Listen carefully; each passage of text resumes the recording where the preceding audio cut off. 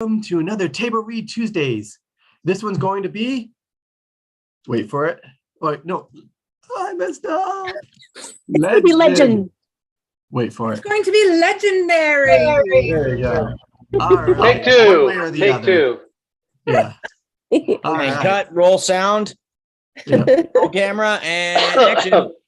For those that join us live, we apologize for the delay tonight, and we thank you for being here. We thank everyone for being here. So happy to have you, and so happy to have this amazing, adaptable cast. So I'm going to go around in my screen so they can introduce themselves, tell you a little bit about themselves, or where you can even find them. So in the corner of my screen is Roxanne. Oh, I'm not usually first. I'm Roxanne Armstrong. I am in Red Deer, Alberta, and that's where you can find me. All right. That's like your character. That's right. Robin from Red Deer. And we can talk more about that in the after show. So stay tuned for that. But for now, the next on my little box is Vicky. Hi, everyone. I'm Vicki Dykes. I'm from Penhold, Alberta. And tonight I will be reading action and descriptions. All right. Thank you for doing that so much. This is just proof, even though we have super skilled actors and actresses, sometimes they're willing to do the action descriptions for us. And sometimes we don't have enough meaty roles for everybody to sink their teeth in. And so we have to rotate those. And letting Erin back in the room. Next, we also have Angel. Hello, I'm Angel. I'm going to be Lily today. Happy to be here. Feeling a little under the weather, but that's okay. You just need an umbrella. I know I needed the umbrella. That would have worked, but. All right. Cool. Well, I hope this, table read makes you feel better, and thank you for being here with us, even though you're under the weather. And next we have the challenger, Petra Stedman. To be fair, honestly, I think all of us are probably coming down with something, and if we're not, it's gonna hit eventually. It just is. It's okay. But at least this is a chance to flex our acting chops, show those off, strengthen that particular muscle so that doesn't get weak. And also, I love you guys, so hi. Challenge to love you, challenge accepted. Anyway, Petra Stedman, sorry, I'm a stateside actress and writer, and I will be playing the legend, and I hope you're not lactose intolerant, because the second half of that word is dairy, role of Barney tonight. And I did, in fact, suit up just for you. All right. That deserves the highest of 5s. All right, next we have the star of the show, Ted, Roger, Anthony. Oh. And we can't hear you all of a sudden. No. We did tests beforehand. We come early. We test things out. We got the mic working, and then things still happen. We do the best. One of those nights, my Zoom Now we can failed. hear you, Roger. Now I can hear you. Oh, I can hear him. Yep. Can you hear me? Yeah. You sound great. All right. I had to go to the computer mic, having some technical difficulties. I'm grateful to be here. We're all stars of the show, just want to say, and grateful to be reading. This is a really fun show, one of my favorite shows. And I am an actor, writer, director. You can find me on Instagram, Roger Anthony D. And yes, this is going to be legendary. It is absolutely a great ensemble show. I guess that's just the character the show kind of revolves around. But yes, all stars here. And one of the stars we have that is next is Clint Monroe.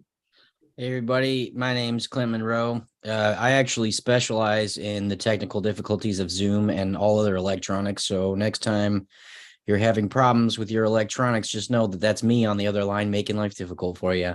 That's what I do. And that's what I'm here for. Anyways, I'm going to be playing Marshall tonight. I don't have a robe, which is sad. So I'm just going to wear this instead and rock and roll. So I hope you get ready. I'll be sitting on that couch for most of the episode. Little known fact, sometimes Clint also hides in your washer and dryers and steals your left socks. Oh yeah, for sure. They By just come the straight way, out if of the anybody drawer. needs left socks, I do resell those on Yeah. Etsy. Leftsock.com. Just kidding. Exactly. That should be a thing. Find your mismatches. All right. That's a new dating site too. Next we have Heather Lee Cameron. That would be Left sock. smart. That's the new dating website. That would be so cute. Fun doing that. Find You yours heard it. now. Okay, on you heard it here Story first. Tuesday. Don't steal it. Yeah, my turn. Anyway, hi, my name is Heather Lee Cameron. I'm an actor, I'm a voice actor, I'm a writer, I'm an independent filmmaker, and I'm a family history research student from Southern Alberta. And I'm going to be playing Yasmin, waiter number 2, and cop tonight. Awesome. And Clint, you literally sounded straight out of a commercial when you were talking about the technology. So you should maybe try. Oh, did I really? commercials. Well, come Yes. on down. What? Never mind. Didn't come. All right. And last but certainly never least, Erin. Hello, I am Erin. I am a voice actress in Los Angeles. And tonight I shall be playing the son and the cab driver and the waiter, and that's it. I All think. right. Unless somebody Thank else you. disappears suddenly. All right. And that is all of us. And we can get started. So I will share the screen. Vicky will lend her reading abilities for all of us. How I Met Your Mother, Pilot by Carter Bays and Craig Thomas. Act 1. Interior 2029 living room, evening. Narrator, daughter, son. A warm-looking couch in a family room in some suburban home. A fire crackles in the fireplace. 2 teenagers, a 14-year-old son and a 16-year-old daughter, sit on the couch. They look at the camera and listen to the narrator.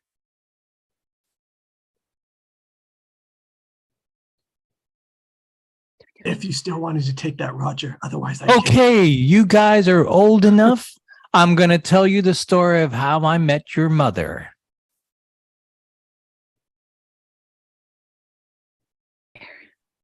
Daughter, son.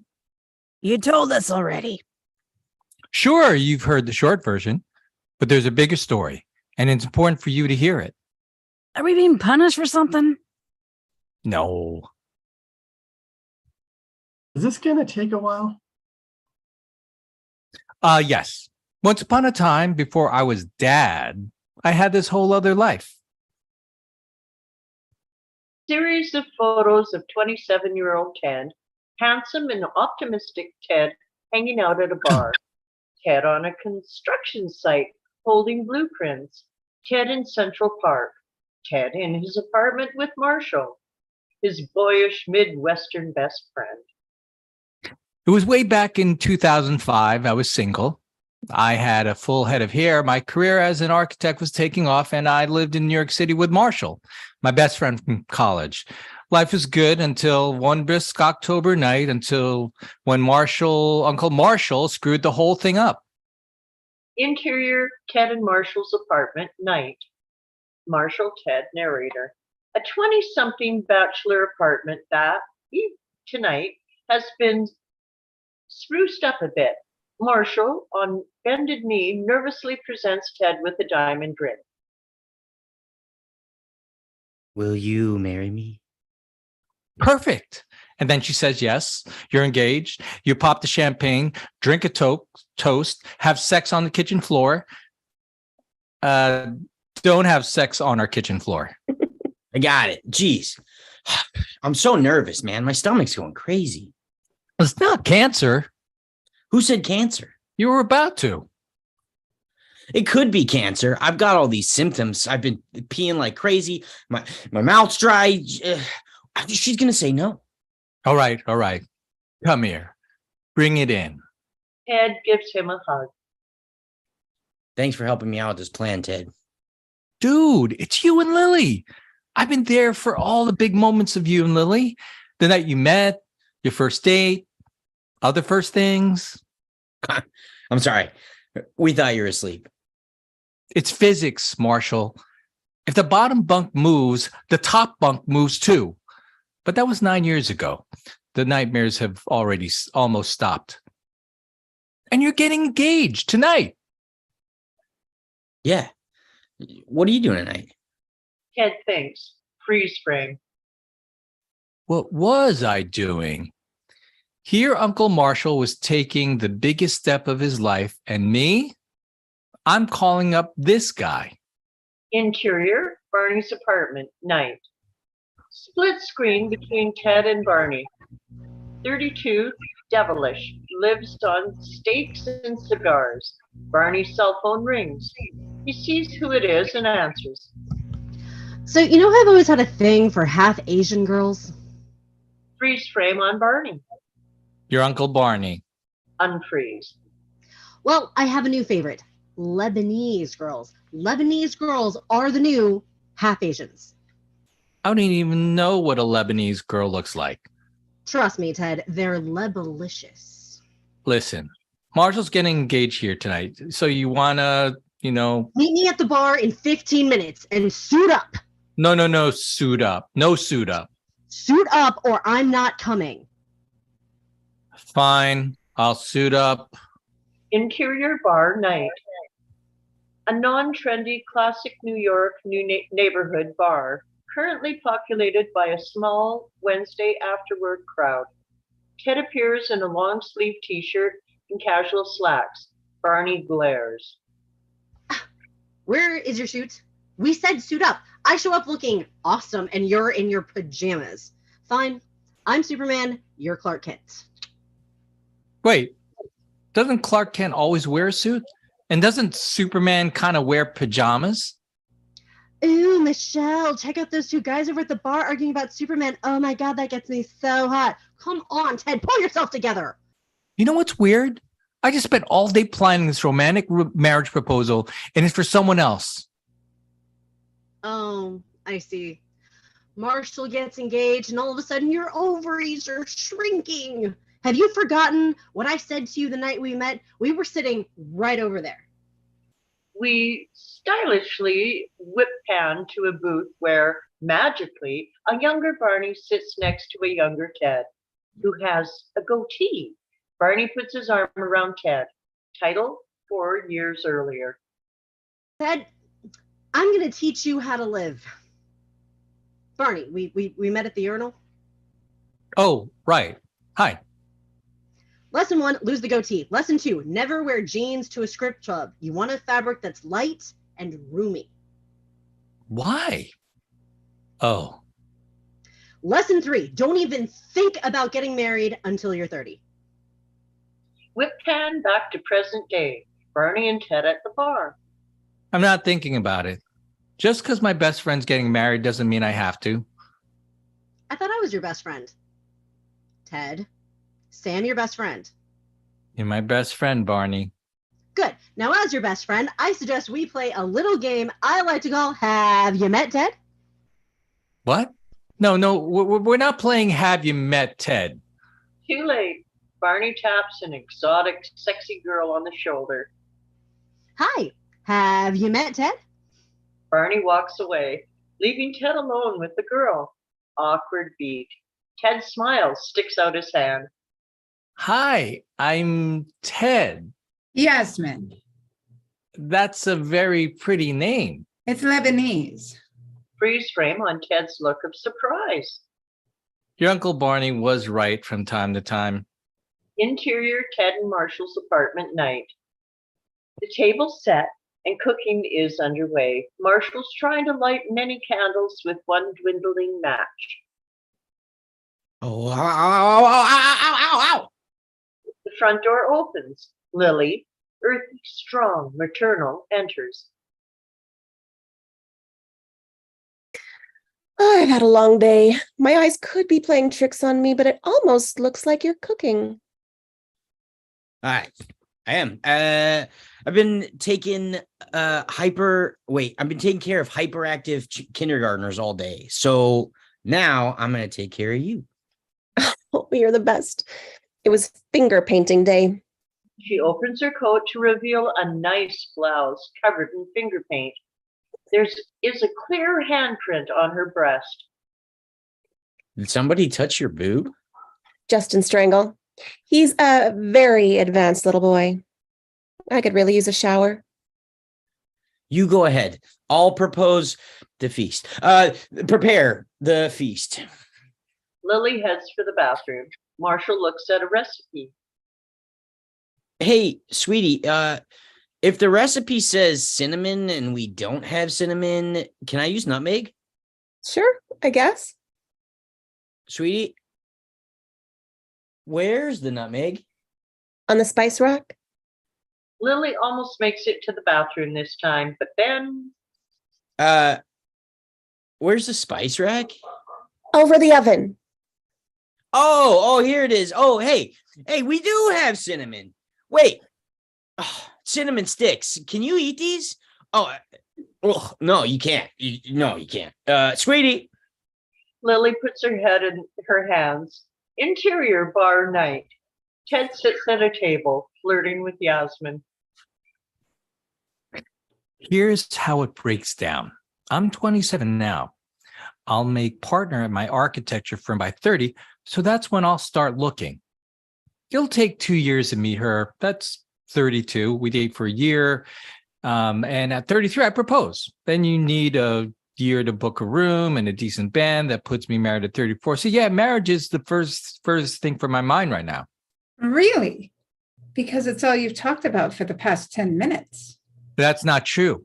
I also mentioned I'm a successful architect. You caught that, right?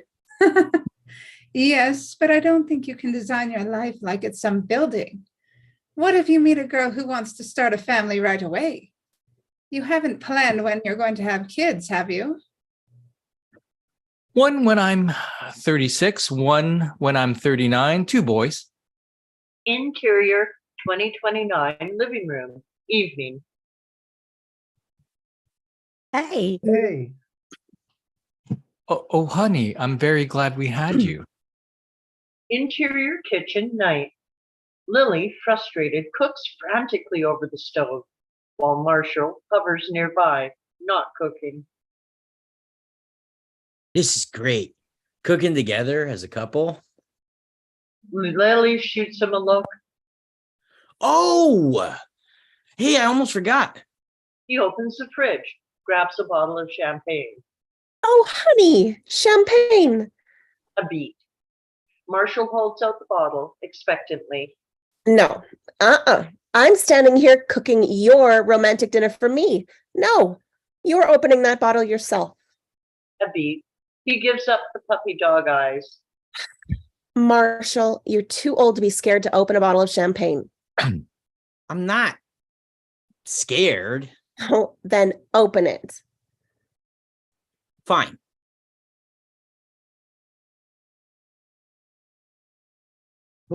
Please open it.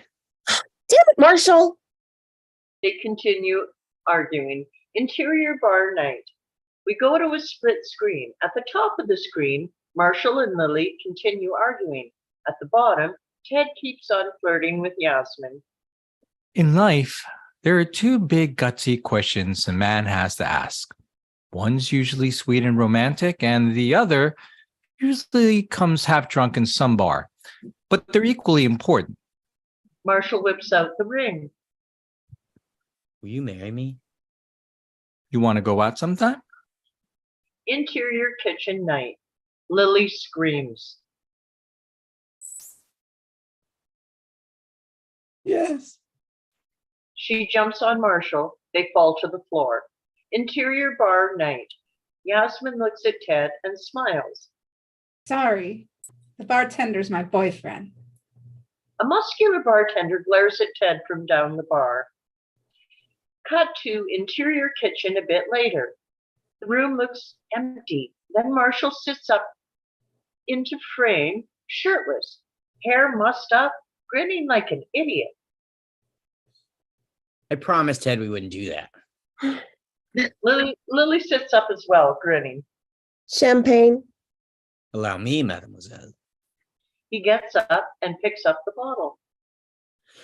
I don't know why I was so scared of this. It's really pretty easy, right? Lily, she starts to get up. As Marshall fiddles with the bottle, he absent-mindedly aims it at Lily. Pop. Interior bar night. Ted and Barney sit at the bar drinking. What are you thinking hitting on the bartender's girlfriend? I bet Marshall and Lily start having kids soon. Oh God, we're back on this.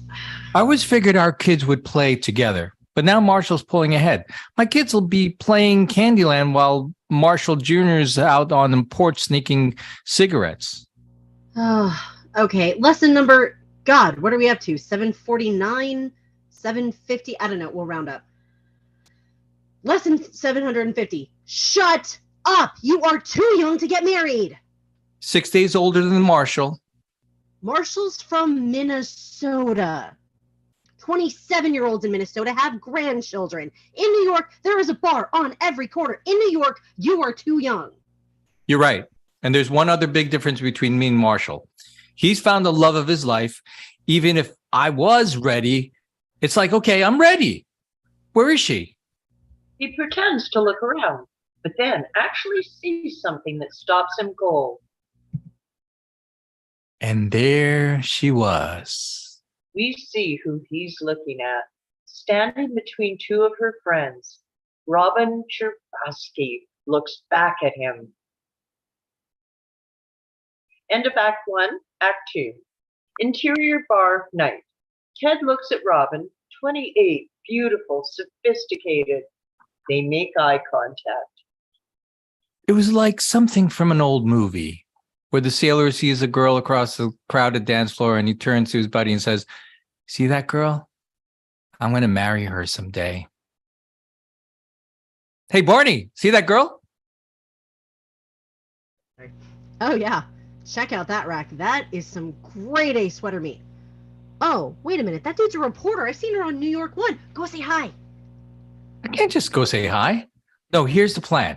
I'll wait till she goes to the bathroom, then strategically place myself at the jukebox so that... Have you met Ted? Barney walks away, leaving Ted alone with her.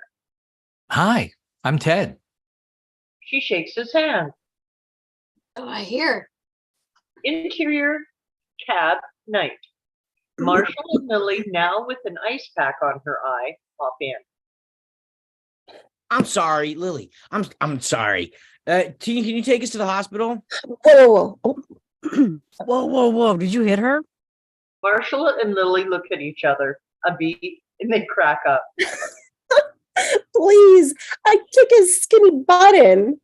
Huh, it's true. She would. I mean, I love him.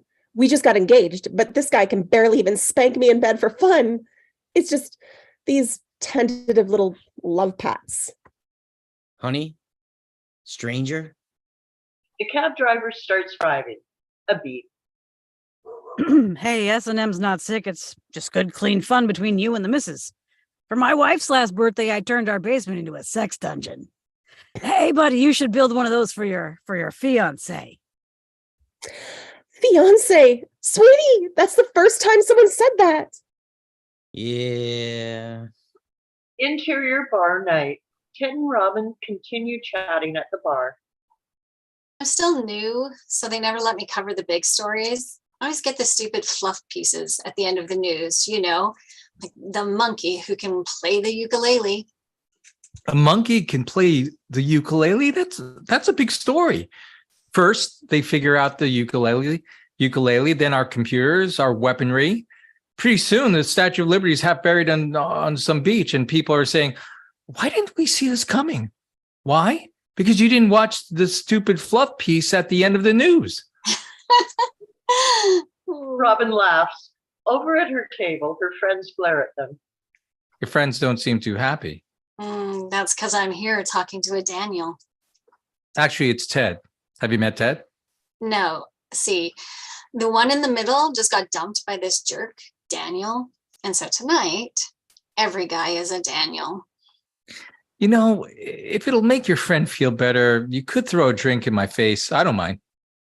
That's an oddly sweet offer. I might just take you up on that. Anything I can do in return? Have dinner with me Saturday night. I can't. We're all going to Bermuda for a week. We leave Friday. Robin's stumped friend calls out. Hey, what's taking so long? Well, I know it's a long shot, but tomorrow night? What the hell? Robin subtly writes her number down and hands it to Ted, and then she flamboyantly throws her drink in his face. Jerk! See you tomorrow. Robin struts over to her friends. The dumped friend high-fives her triumphantly, and Ted walks over to Barney, who holds out a napkin and chuckles. Duffed. We're going out tomorrow night. Hey, I thought we were gonna go play laser tag tomorrow night. Yeah, I was never going to go play laser tag. Interior restaurant night. Ted and Robin sit at the table. On the wall above them is a French horn that has been painted blue and mounted. So the next night, I took her out to dinner at this cute little bistro where we sat under a blue French horn. It's a badass blue French horn. I gotta get something like that to hang over my fireplace. You know, I came here once with my friend Barney, and he said something about that blue French horn. And as a result, I couldn't enjoy my meal. What did he say? He said it's probably what a Smurf penis would look like. Freeze frame on Ted. Son, a piece of advice. When you go out on a first date with a girl, you don't want to say Smurf penis. Girls don't ordinarily like that. Unfreeze. Robin cracks up. Ted laughs too. That's one lucky Smurf. But this was no ordinary girl. Interior Ted Marshall's apartment the next evening. Lily, who now wears an eye patch, reads a wedding magazine on the couch while Marshall's on the internet. What kind of wedding cake would you prefer? Chocolate layer or Tahitian vanilla? I have diabetes. So something sugar-free? Listen to this. Diabetes. Symptoms include nausea, check. Dry mouth, got it. Increased urination, like a fire hose. Down. Loss of sheen on coat, less playful, doesn't want to go on walks. Lily goes over to the computer, checks out the screen. This is a canine medical website. But I have all the other symptoms. I never even go on walks anymore. You don't have doggy diabetes. Yeah, you're right. Marshall, every time we disagree on something, you say, yeah, you're right. You're in law school. How are you ever going to win a case if your only argument is, yeah, you're right? Okay, then. I do have dog diabetes. No, you don't. You're right. Damn it, Marshall. Ted enters, sees Lily's new eye patch. I'm sorry. Am I interrupting an argument? Oh, that's clever, because I'm a pirate. Hey, how's your big date? Mom, Dad, I've met the future Mrs. Ted Mosby. She's perfect. Marshall, how have I always described my perfect woman? She loves dogs. Interior restaurant night. I've got 5 dogs. 5 dogs. Interior Ted and Marshall's apartment night. Ted is recounting the story to Marshall and Lily. 5 dogs? That's an easy one. Dig deeper. She drinks scotch. Interior restaurant night. Robin sips a glass of scotch. I love a scotch that's old enough to order its own scotch. Interior Ted and Marshall's apartment night. Can quote obscure lines from Ghostbusters. Interior restaurant night. Ray, When someone asks if you're a god, you say yes. Interior Ted and Marshall's apartment night. Wow, Ted. Did you go back to the 80s and hire some nerds to build this girl with their computer? I'm saving the best for last. Interior restaurant night. Robin picks up the olives out of her salad and she looks at Ted. Do you want these? I hate olives. Interior Ted and Marshall's apartment night. Marshall and Lily are floored by this. She hates olives. That's great. The olive theory. Interior 2029 living room evening. The kids look confused. What's the olive theory? Interior restaurant night. Ted is now eating the olives. People either love olives or they hate them, right? Very few undecideds out there. So here's a spooky thing I've observed. In every great relationship, there's an olive lover and an olive hater. It's like positive, negative ions, perfect symbiosis. You know, I've had a jar of olives just sitting in my fridge forever. I could take them off your hands. They're all yours. Interior Ted and Marshall's apartment night. Marshall and Lily are excited by this. Oh, yeah. Oh. And when I get that feeling, I need a sexual healing. Wait, it's only 10:45 and you don't look sexually healed. What happened? Well, I had the whole thing planned out, dinner, romantic walk to her apartment, to the park, to set up the goodnight kiss. Exterior Robin's brownstone night. Ted and Robin walk up to her door, the basement apartment. I get me one of those blue French horns.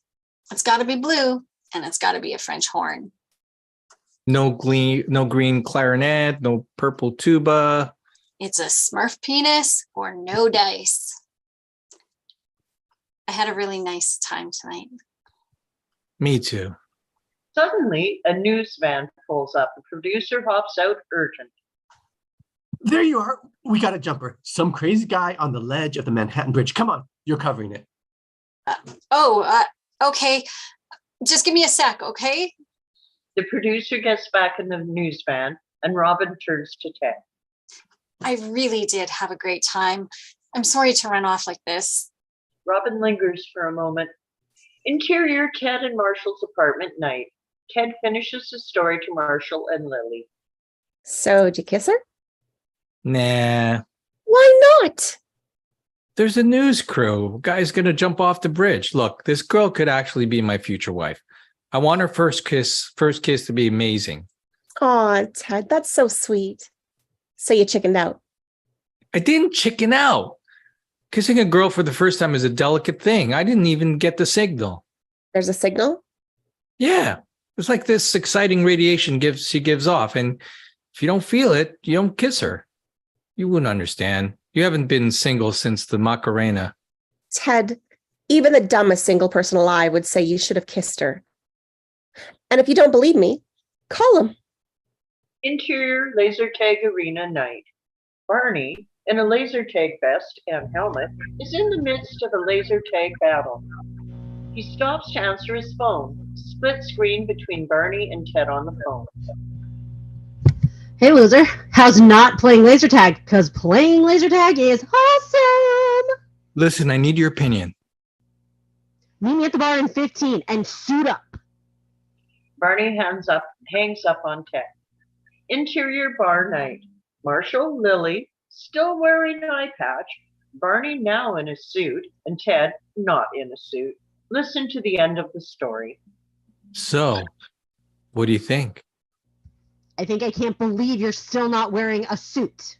Will you please tell Long Jane Silver here I didn't chicken out? Lily, he totally chickened out. No, dude, you're not listening. I didn't get the signal. Oh, please, the signal? Like that's even a thing? What is she gonna bat her eyes in Morse code? Ted, I like you. Kiss me. No, you just kiss her. You can't kiss her if you don't get the signal. Barney grabs Marshall by the arms and kisses him on the lips. Dude, Did Marshall just give me the signal? No. And you need a shave. But see, at least I'll get to sleep tonight knowing Marshall and me, never gonna happen. You should have kissed her. Beat at as Ted lets all of this sink in. I should have kissed her. Well, I guess I'll just see her when she gets back from Bermuda. Bermuda? Oh, yeah, no, she's gonna hook up in Bermuda. You're never gonna see her again. So I suggest we play a little game I like to call Marshall. Oh. Hey, Sunday morning look, kiss. she's on TV. Oh, she's cute. Cheryl, turn it up. The bartender turns up the volume.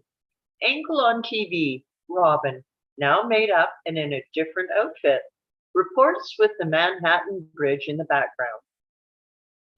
At which point, police apprehended the man, giving this bizarre story a happy ending. For New York One News, I'm Cheryl mutes the TV. Huh. The guy didn't jump. Somehow haunted by this, Ted stands up. I'm going to go kiss her tonight, right now. Whoa, whoa, whoa. Okay, let's not do anything crazy. I never do anything crazy. I'm always waiting for the moment, planning the moment. Maybe this is the moment. I got to do what that guy couldn't. I got to take the leap. Okay, it's not a perfect metaphor because for me, it's fall in love and get married. And for him, it's death. So actually, it is a perfect metaphor. Oh, by the way, did I congratulate you guys? So what do you think? Do it. All eyes turn to Barney. All right. I will sign off on this on one condition. Interior cab night. The four of them are in a cab. Ted's now wearing a suit. Look at you in that suit. This totally makes up for laser tag. Stop the car! The cab stops and Ted runs out. Where's he going? Interior restaurant night. The same restaurant from the date. A few straggling diners finish their dessert. Two waiters, they're talking.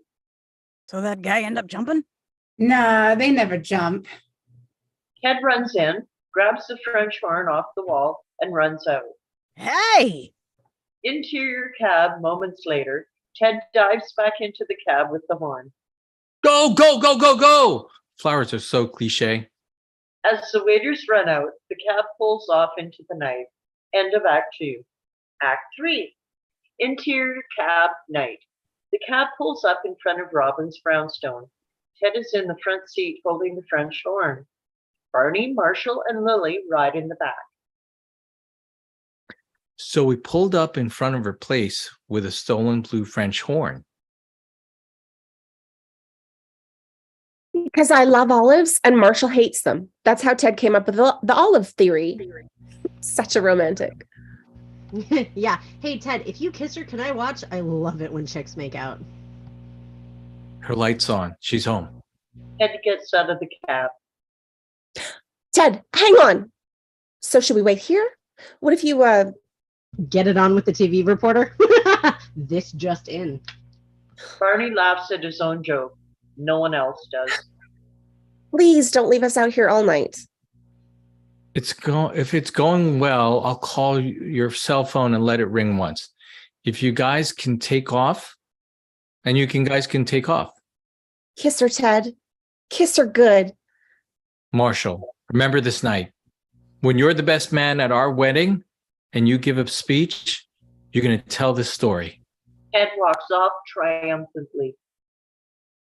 Wait a minute. Why does he get to be best man? I'm your best friend. Exterior Robin's brownstone night. He approaches her door. With each step, a million thoughts raced through my mind. Unfortunately, there was one distinct thought that didn't. Interior restaurant earlier that night. A snippet from Ted and Robin's dinner conversation. I have 5 dogs. Exterior Robin's brownstone where we left off. Ted rings the doorbell. Immediately, 5 dogs begin barking uproariously. Ted freaks out. Lights start going on in other apartments. Ted heads back to the cab. Crap, crap, crap, crap. Barney leans out of the window of the cab. Hey, no! Be a man! You're wearing a suit! Nodding, Ted returns to Robin's door. The door opens, revealing Robin in her pajamas. Hi, I was just He holds up the French horn. She looks at it and looks at him without batting an eye. Come on in. Ted goes inside. Interior cab night. They watch him go in. Barney looks at the name tag of the cab driver. It reads Ranjit Singh. Hey, Ranjit, where are you from? Lebanon? Bangladesh. Oh, that's too bad. Lebanese girls, Ranjit. Lebanese girls. Okay, I can't take this anymore. I'm gonna go see if that bodega has a bathroom. I gotta pee. Lily gets out. Should I come with you? Do you have to pee? No. Then stay. Stay. She exits. Interior Robin's brownstone night. The apartment is stylish and neat, except for 5 dogs that wander about. Robin hangs the French horn over the fireplace and then steps back next to Ted to assess it. that looks just terrible. Anus. So, Ted, what brings you to Brooklyn at 1 a.m. with a blue French horn? Well, our night ended so abruptly, and ever since I've been kicking myself because I really wanted to get those olives from you. Would you like those olives with some gin and vermouth? Some would call that a martini. He exits into the kitchen. This is good. This is good. He whips out his phone and starts to dial. 1 drink, then I'm kicking you out. He puts the phone away. Although the subway may be closed. He whips out the phone again. Well, there's a car service that runs all night. Ted turns to one of Robin's dogs, a dachshund. Is she always this confusing? Robin returns with the martinis, turns on the stereo, and starts swaying back and forth seductively. You wanna dance? 1 second. Ted starts to dial his phone. Robin takes it, tosses it. It can wait. They start slow dancing. Interior 2029 living room evening. The kids cringe. Oh God, is this leading up to you having sex? Just bear with me, okay? Interior cab night. It's just Marshall and Barney now. A beat. So, Marshall, you hate olives. Lily loves them, and you can't stand them. Yeah. Never really cared for olives. That's interesting. 2 weeks ago at this little Spanish restaurant, I seem to recall a little dish of olives, and I seem to recall you had some.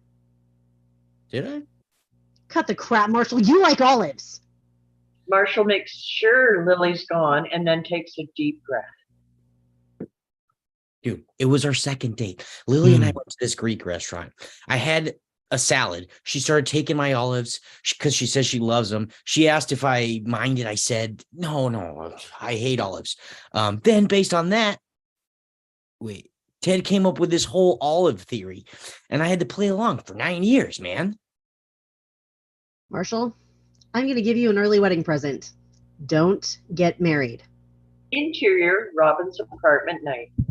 Ted and Robin dance. It's getting pretty intimate. Robin notices Ted's glass, empty save for olives, on the table. You didn't eat your olives.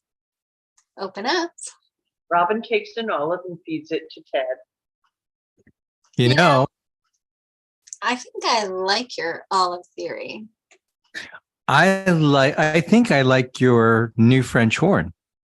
I think I like your nose. I think I'm in love with you. Interior bar later that night. Ted, his tie untied, buries his face in his hands. Marshall, Lily, and Barney are stunned. What? Interior 2029 living room evening. The kids are stunned. What? Interior Robin's apartment night. Robin pulls away from Ted, stunned. What? A beat, and she turns off the stereo. Wow. Yeah. I really said that. You really did. Maybe a little too soon for that. Maybe a wee bit. Interior cab night. Marshall and Barney continue their conversation. Ranjit, back me up. He needs to lose this woman. I think they seem nice. Look, you said your stomach's been hurting, right? You know what that is? A9 diabetes. It's hunger. You're hungry, Marshall. Hunger for experience. Hungry for something new. Hungry for olives. But you're too scared to do anything about it. Yeah, you're right. I'm scared. I'm scared of everything. Cancer, champagne corks, Katie Couric. But when I think of spending the rest of my life with Lily, committing forever, no other women, that doesn't scare me. It's the best and least scary thing I can possibly imagine. I mean, I'm getting married. Reveal Lily now standing by the open window. Having heard this, she leans in to kiss Marshall. He stops her. Lily, I like olives. We'll make it work. She kisses him passionately. There's something we have to do. Ranji, do not let these two slam in your cab. I'll be right back. Stay. Marshall runs off. Interior Robin's apartment night. Ted and Robin sit on the couch for a beat, stunned. You were about to kiss me, I know. and I was going to kiss you back. Probably drag you into the bedroom. You were going to get some. Really? Because, okay, cards on the table. I'm just here for sex. Cheap, meaningless sex. I'm never going to even call you afterwards. Well, now you're just telling me what I want to hear. I'm sorry. I'm not always like this. It's just my best friend got engaged and I went a little crazy. And then I meet you and you're so amazing. And You've only known me one night. so, and believe me, I abandoned all hope, but we're just talking here. We're just talking here. But do you really think there's no such thing as love at first sight? Not in 2005. And definitely not in New York. Ted, I like being single. When I need stable companionship, I've got 5 dogs. I don't need a boyfriend. God, why do those words want to make me want to be your boyfriend so badly? The universe hates you. Exterior Robin's brownstone night. Lily waits on the steps. Marshall appears, holding a bottle of champagne. Champagne from the rolling hills of New Jersey. Oh, honey, can we afford that? Step aside, little lady. Watch as I pop this. He unwraps the foil. It's a twist off. Twist off cap. Kind of takes danger out of it, you know. Wait. Okay, do it. Marshall unscrews the cap. Pop, it's open. Oh, I love you, sweetie. He pours 2 glasses. I love you too. Marshall and Lily try to ignore it. They're just about to clink glasses when a cop appears. Good evening. Want to take that inside? Oh, we don't live here. See, we just got engaged. Congratulations. You can't drink on the sidewalk. Either dispose of the bottle or go inside. Angle on Barney in the cab. Okay, Ranji, we gotta go. And the cab pulls off. Son of a... Look, we just got engaged. We're having a toast, officer. Although you're still a hero and we appreciate everything you've done for the city. Did he hit you? Give me the bottle, sir. Give him the bottle, Marshall. No. You're saying no to me? I can't believe he's saying no to me. See, I'm being Oh. assertive. I'm going to be a great lawyer. You're gonna need one. The cop grabs Marshall and cuffs him roughly. Interior Robin's apartment night.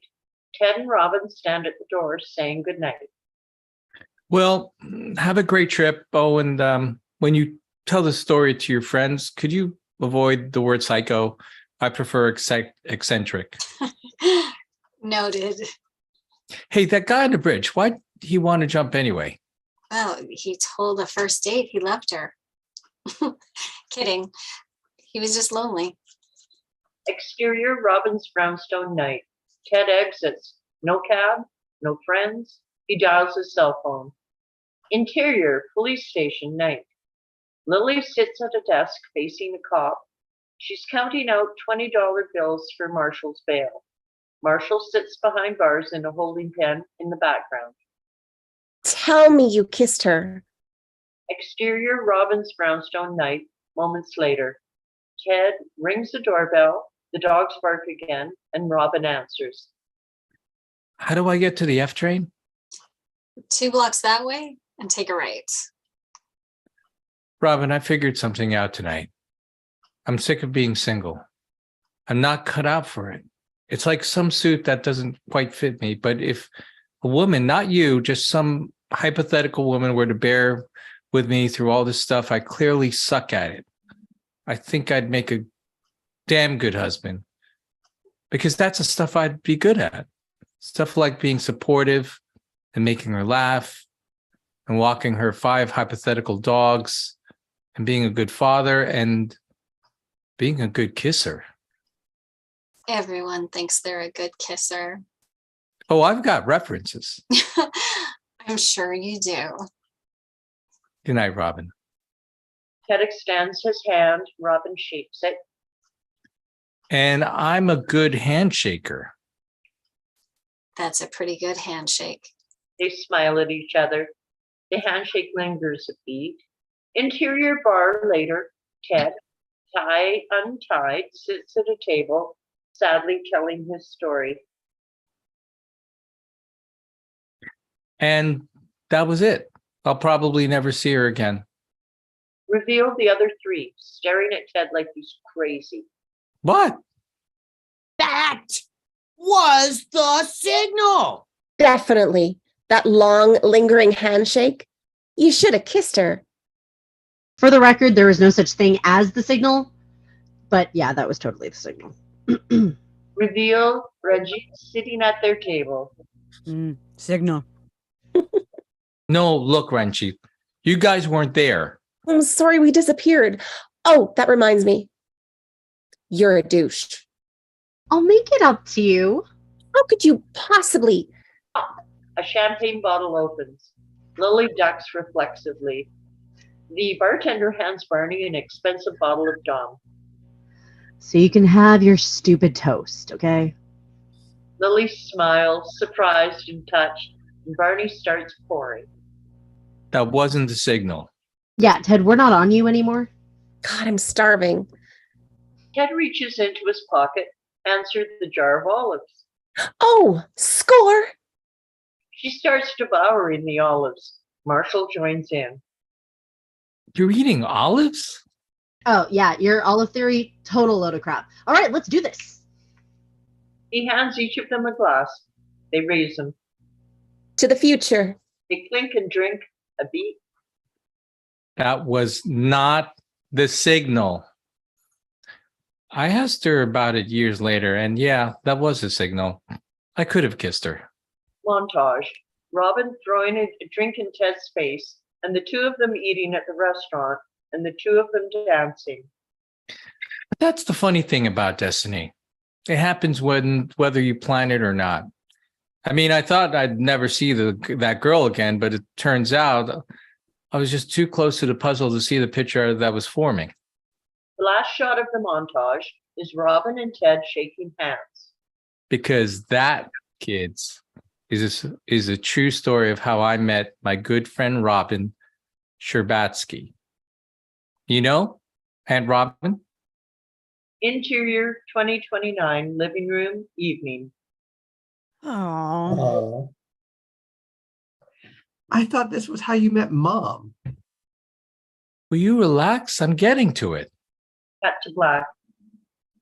Like I said, it's a long story. The end.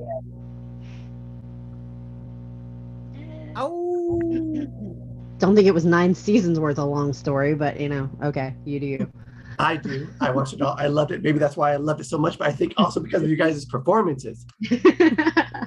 Good Thank job, you. you Thank guys. you, I thank had you. a blast watching this. I was muted, but you could see me smile, etc. You guys are awesome. We're gonna take a short break and then talk about it some more. But before that, we'll go around this little doodad here, and you guys tell them more about yourself, more about where they can find you, more about what you're doing. And so, my top left corner, Vicky Dykes. Hi, I'm Vicki Dykes. I'm from Central Alberta. I'm an actress. And if you want to reach me, I'm on Facebook under the name Vicki Dykes, surprise. And I'm on Instagram. I'm YogaGramma7. But what's exciting is next month, I'm going to have the 10th grandbaby born. So a little girl. Right now, I'm focusing on getting my resume up to date and getting my passport. So yeah, I'm looking at the future. Woo, toast to the future. Are you 27 and in Wisconsin? All right. That's awesome. Exciting. Congratulations, Vicky. Next we have Angel taking a drink. I had to do it. Right? Hi. Wait for her to take a drink and then say it. I'm Angel. I know I should think about these things before I actually answer. I've got a bunch of things that I'm working on. I just put in a pitch for a project, so really hope that comes through. And I'm still writing my script and looking for work. Fun stuff. Can't wait to get working again for somebody else other than myself. I'm an okay boss, but I want somebody else. That's me. Can find me here. And Roger Anthony. Hello, I'm Roger Anthony. I I actually am a native New Yorker, so I grew up in the New York City area most of my life. I'm actually based on the East Coast. I'm an actor, writer, director, along many decades. So, and having a ball at it, bouncing between Atlanta and New York, and even LA. So I had a good 2022, and looking forward to a great 2023. And just a little ditty. My baby girl is 15 months now, so you might see her. It's Betty time. So, Aw, let's see her. That's all right. exciting. Awesome. She's a night owl.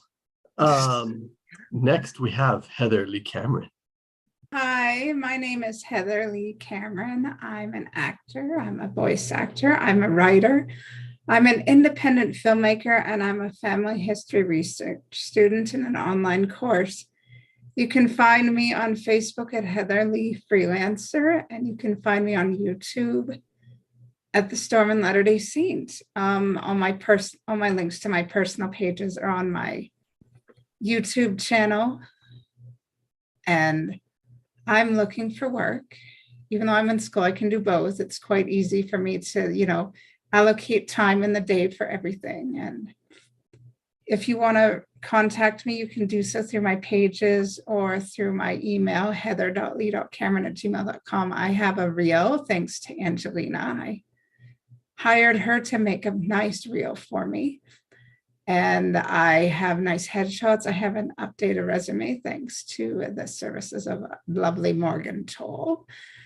And I am definitely capable of working. And I also have voice demos, a Google Drive folder full of voice demos. So I am prepared to work. And I can work in both Canada and the United States because I am a dual citizen. So thank you very much. And I've also done voice work for somebody in the UK. So there you go. Oh, Roger. excellent. Oh, Yeah. cute baby girl. Cutie pie. The all's out. She's older than that right now. I'm trying to find a current picture. Just pop her on your knee. Just go to the camera right now. In That 5 is a minutes. We'll cute, take our that is a 5-minute cute break. child. I love Oh, cute sweet. children. Super, super cute. Was everybody able to hear my narration? Yes. Yes. Oh, Yep. good. It was wonderful. And if anybody wants demo reels, please talk to Angel Peterson because she is very good at what she does. Thank you. All right. And she is very inexpensive too. So a For demo now. reel is actually very expensive For to make, now. and Angel has very fair prices. Hire her now before prices go up. Yes. They're only cheap because I need work. Inflation. What do they say on the telemarket things, right? Call now Oh, and no, get it's 2 like- for 3 It's plus like a free promoting, gift. like Angel just said she could use the work, so I am promoting Angel's Thank you, skills. Heather. So that's very, very kind to do. Thank you. Order now. No, now. Supplies are limited. Order now. Seriously, now. You need to order now. You don't have to order. No. What are you doing It sitting would on the later couch? be Order rich. You now. will miss out. It will be triple the price, probably. You gotta activate $1 that first million. phone. Activate It's 1 great. million. Oh, 1 what a million. deal. When your services blow up, you can subcontract me for the extra help because I also need the work. Excellent. And tell You us do video more. editing too? I can. I'm capable of it. I don't enjoy it as much as audio editing, though. Oh, I love it. That's right. Ooh, The you like job. You get paid for audio it. editing. Oh, yeah. Yeah. Audio editing. Very Tell us good more to about know. that and what else do you do, Aaron? I am Erin Lillis. I am a voice actress currently, and I went to film school and I went to web design school, and I have all sorts of skills because I have ADHD and a lot of interests. Right now, I'm making AI art and whatever I can find. But this next week I won't be here because I will be celebrating my mother's 80th birthday. This is a Wow. big feat, and I am trying to make a little special podcast for her if I get Aw. it done in time. Excellent. And yes, hireable, and you can find me pretty much anywhere. Just Google Erin B. Lillis. All right. They should do that. And next, Clint Monroe rocking the awesome beard. Yeah. Tell us about you. It's my second attempt at this one. I like the separate weird. points though. That's more unique than you usually Right. see. Are you gonna Yeah, spray when I they get was, really long? Sprayed them. Yeah, there you I go. feel like they'd be Right? fun to play with. Like you just Yeah, I play with myself. Yes, I do. You know. Oh my gosh. You went there. Yeah. Oh, Clint. I mean, some things you shouldn't this whole say this when whole show was broadcasting. made Oh my about gosh, sexual Clint. innuendos, so you know, I throw my own in there. I kind of set that one up. Oh, Clint, what Yeah, is yeah. life, Thank you. Clint? That's called lobbing a softball, and I just Babe Ruth pointed right out to left field. That's where it's Oh, going, my right? goodness. My name's Clint. What do you want to know about me? I tell stories. I make jokes. I entertain people. He's a vegetarian and I genuinely just try to Sagittarius. have a good time. What's up, Petra? I said you're a vegetarian Sagittarius. No.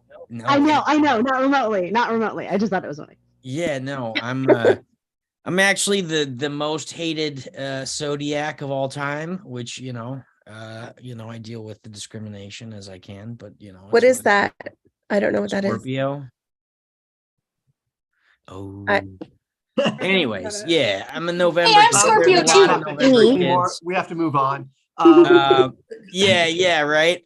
Yeah, no, I just been studying. Actually, I kind of went into a rabbit hole.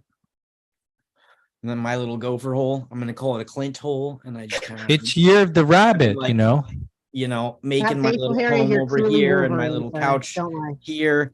And I just been studying and researching and found a couple good resources that I gotta go down the rabbit hole of, and just wrote up a couple things I'm pretty proud of. But it's like giving birth. It's just, I guess not as painful.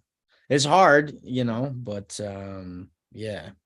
So yeah, I like fate gave birth, to a child that was 5 pages, not 9 pounds or anything like that, but 5 pages. Did you get any paper Not cuts? way too long, and I'm talking about stuff, and I should pass the torch. So that's what I'm gonna do, and there it is. The torch is done. Other than Time to- Jacob, back time to to- Jacob. Oh Time no, to- it's Jacob here. Catch. Oh, Petra. Nice. We gotta watch the kid go out into the world and grow up and see what happens with them. Yeah. But Not to get beat up Now- in kindergarten, as all small children are. Anyway, it's your turn anyways, Petra. Can you say I that know. again and I continue? was saying, let it get beat up at kindergarten, as all small children eventually are. I think that's how it always feels. It's like these are literally the children of your brain and your heart and your experience, and you're like letting them out into the world, and you're like terrified, and it's like somebody's going to hurt you. I don't want them to hurt you. I know I hurt you in the writing process because I did horrible, horrible things to you, and I'm sorry about that. But I mean, I want you to be the best that you can. I want you to go farther than I did in life, and then let me utilize you for fame. Wow, we're not here for my therapy session. I'm sorry. We're gonna cycle that back. Anyway, where can people find me? Oh, yes. That's a good question. Petra, tell us how you are feeling about this. Yeah, that Stay couch back, that you were feeling recline. on, Marshall. I'm totally crashing on that later, and we can discuss my dreams. Yes, it is very interesting how this affects your subconscious mind. That's my Freud. That's actually why I'm That's growing really out. good. That's what. Yeah, Thank you. but like action Freud. Hence the. I'm the- action Freud. Yeah, Action Freud, I like it. that's a new. It's kind of like it's a Freud, what's the sequel to the action? And Untouchables. cigar. It's called Yeah, it's Action Freud. I like it. I do. Yeah. Yeah. What is it? Co-starring- Schadenfreude or whatever? Yeah, co-starring Jason Bateman, or no, sorry, what's his name? Siegel. Jason Siegel. No, not Jason Segel. Who are the Untouchable guys? With Sylvester Stallone and The Rock and Bruce Willis. Yeah, Jason Expendables, Statham? not the Untouchables. Jason Statham. There's the one. That's the one. I missed the H in Expendables, there. Clint, I not missed the Untouchables. TH. Untouchables with Sean Connery and No, you're Yeah, right. that Elliot Totally Ness back right. in the I'm 90s. wrong. What was it called? Sure. Indispensables? I don't know, Expendables. man. Because you can get they're easily gotten rid of.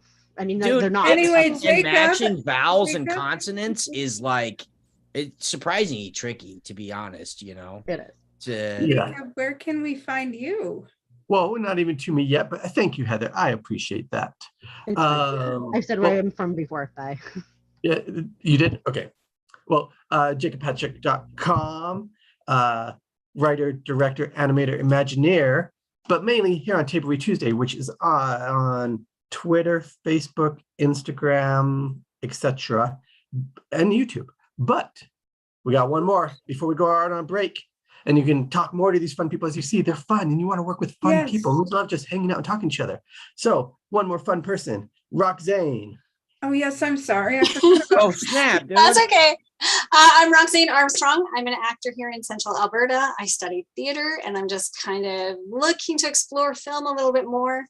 Done a couple very small, independent, small films and just enjoying this environment to come out here and play a little bit. I also just recently climbed back onto the stage of improv. And I have to say my yes and game is very rusty, but that was a lot of fun. When I'm not doing this kind of stuff, I'm a social marketer for a health and wellness company. So I spend a lot of time on social media. You can find me on Facebook as Roxane Armstrong or on Instagram as Roxane. So what were the films? Pardon me? What were the films if people are interested in seeing your work? You know what? They're very small.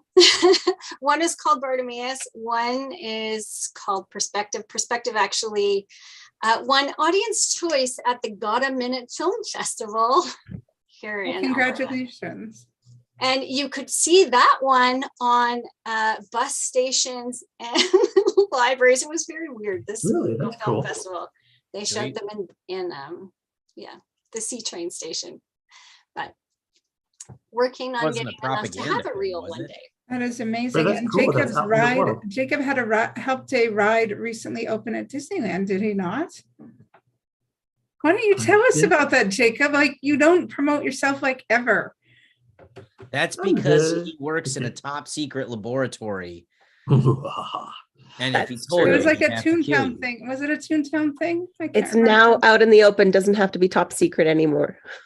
Yeah. Was it Mickey- Toontown? I can't wait to go. The CIA actually stands for Central Imagineering Oh. Agency. Was it Mickey's Toontown or something like that? Yes, it's Mickey and Minnie's Runaway Railway. It's both in Hollywood Studios in Orlando, Florida, and Toontown at Disneyland. See, I do pay attention when you talk about things. Thank Yeah, you. it's very cool. Yeah, thank you all. You're all super cool. This is all super cool. And I want to talk more with you guys after this small mention from our sponsors. Just kidding. We don't have sponsors. We're the sponsors volunteering our time here. So Table Read have a Tuesday, good little brought to you break. by Jacob Patrick. Yes. Have a good break.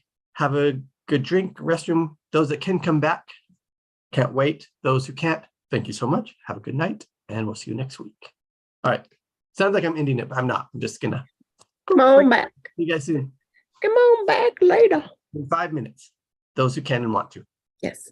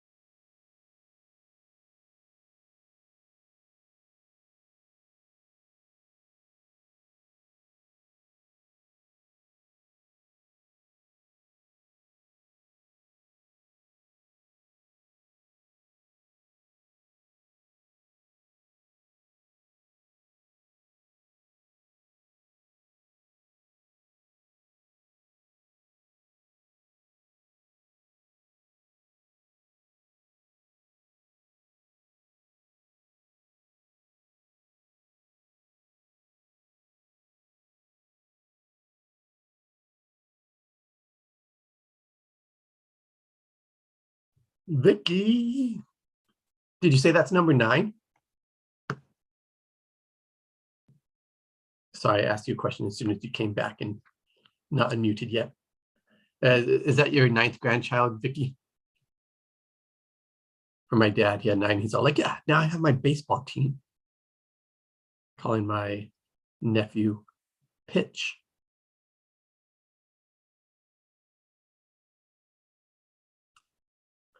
Bum, bum, bum.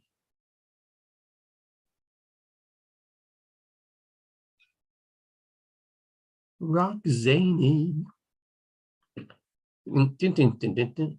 What's that song that goes to something and there's Zany? Isn't that a song? Is it Pinky and the Brain? Or is it the Addams Family?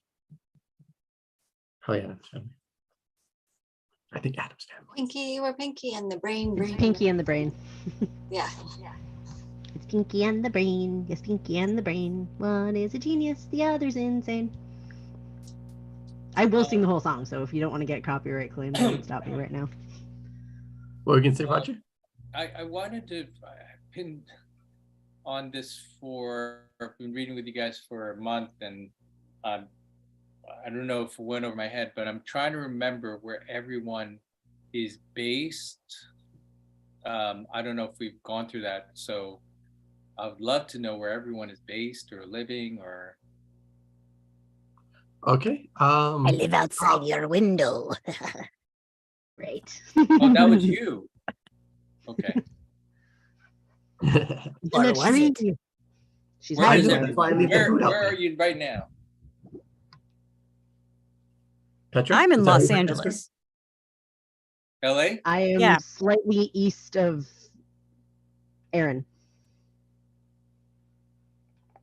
Esther? Oh, you're East of Aaron, that Whatever. could be I anywhere. don't. This is one of those things where I don't know if this is the part that's being recorded or not. So I'm It- like iffy about. I know I'm easily findable on social media. People can obviously like just hunt me down. I don't have the world's most common name, but it's also like I am in We- I'm in the tri-state. I'm in the southwest tri-state area. We'll go with that. How about that? This is being recorded. It's still recorded. This does go on YouTube. So, all right. Yes, it's important We to will have find secrecy. you. So Aaron's in LA. I'm in LA.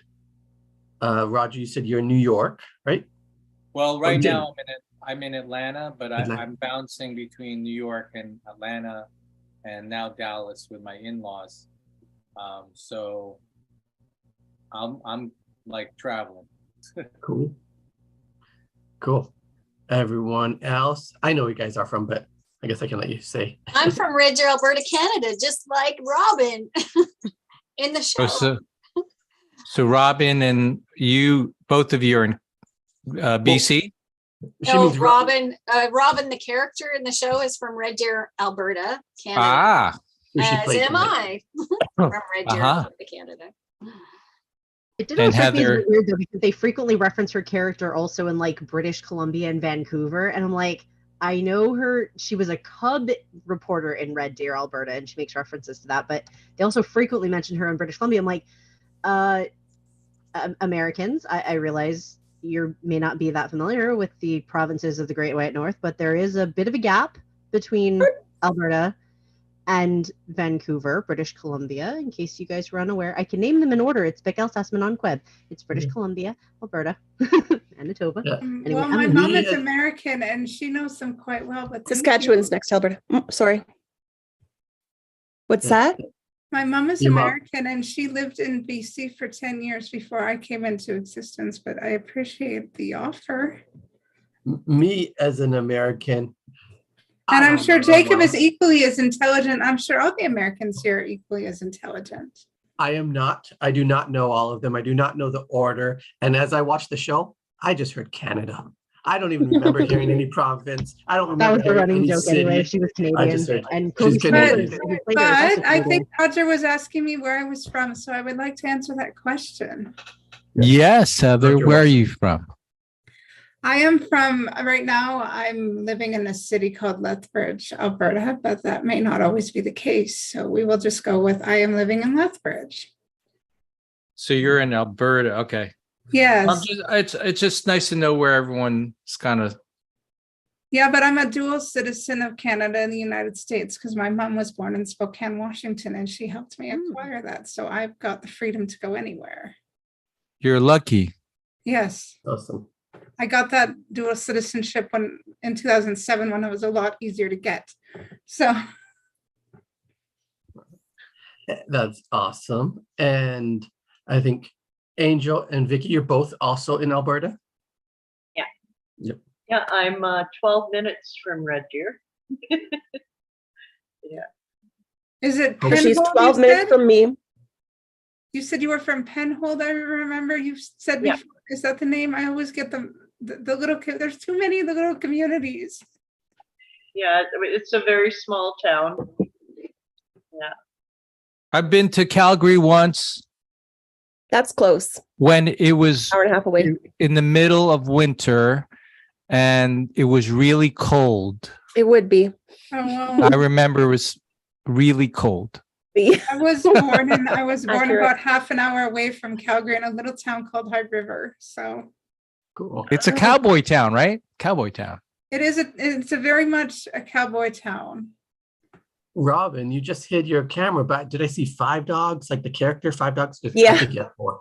But so, And where's the blue French horn? yes. But we haven't gone with everybody. I don't know if Clint, do you want to say where you're located? Yeah, I'm in San Diego, so I'm like a couple hours south. Technically, I would say I'm about an hour and a half drive down south, but with traffic, it could be 4 to 6. That's why you guys don't say how long things are, how like you don't measure in time.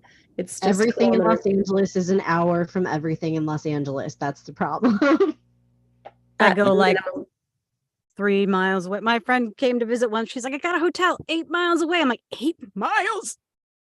That's like 5 hours. In an hour. Awesome. Well, I guess it depends on how fast you drive as well. But I'm it's how used fast to- you That can has drive. nothing to do Can with it drive, in yeah. California, unfortunately. How fast I'm you used to drive is not traffic up to you. stopping for deer, and this is something else. I think if there was more bikes in the world, there'd be a lot more healthy people, a lot less heart disease. A lot Have you more been to switched on Amsterdam? the Yeah. highways. Well, Clint, once I get my mean, writing career started, then I'm definitely taking off and going to a couple different places. But right All right. now, I'm just Clint, studying. Clint, bikes have nothing to do with whether or not people get disease. Some people can have a disease. Even I wasn't saying that stops everything. That's not at all what I was saying, Heather. And I totally understand and recognize you. And thank you for pointing that out because you're doing a great job. I was just saying that riding bikes is good for the world. And it is, unless you hit a parked car and give it up. Yeah. done it. Actually, Yes. yeah, my buddy did that one time. We went out, we were super excited because we were going to barbecue up some backstrap. And my buddy drove straight into the back of a car. He doesn't ride bikes. I And he mean, went through when I was a the- teenager, I used to ride it's all awful. around my town, but then I hit a parked car and I was like, screw this, I quit. All right. Before I do love these stories, but before we get to all this Sorry. randomness, let's talk let's movie. talk about this Go. script a little bit before Do we it. move on. Let's do it. So Hold on. this script had some red stuff to it. Did you guys see that? Mhm. Yeah, what was with the Red color text? shifting script? That was weird. I don't think I've Yeah. seen that What do Plus, you guys- all the action I imagine descriptions are in that's- caps. Something to do Basically, with what happened is when they were printing it, some of the blue and green dye faded, okay. and so no, I think that's some of gotta the be something to earlier do with the lines- revisions. I just Visions. made that up. They I just had- made that up. That's not what happened. No, I noticed What's at the with the top it accent? says it is also a Right. digital copy, so printing wouldn't Those matter. look like edits. Yeah, they're edits, they're additions. You know, Oh, okay. you can see because half of it's done through there, which is pretty interesting to see. That But what do you Um, think the purpose Yeah. of all of the action descriptions being in caps is? Because that's how Because it is. it's when you- action. Like, it's how you read it. Basically, when you're going Yeah. through it and you're like sitting down in the production, you want to say series of photos of a 27-year-old Ted.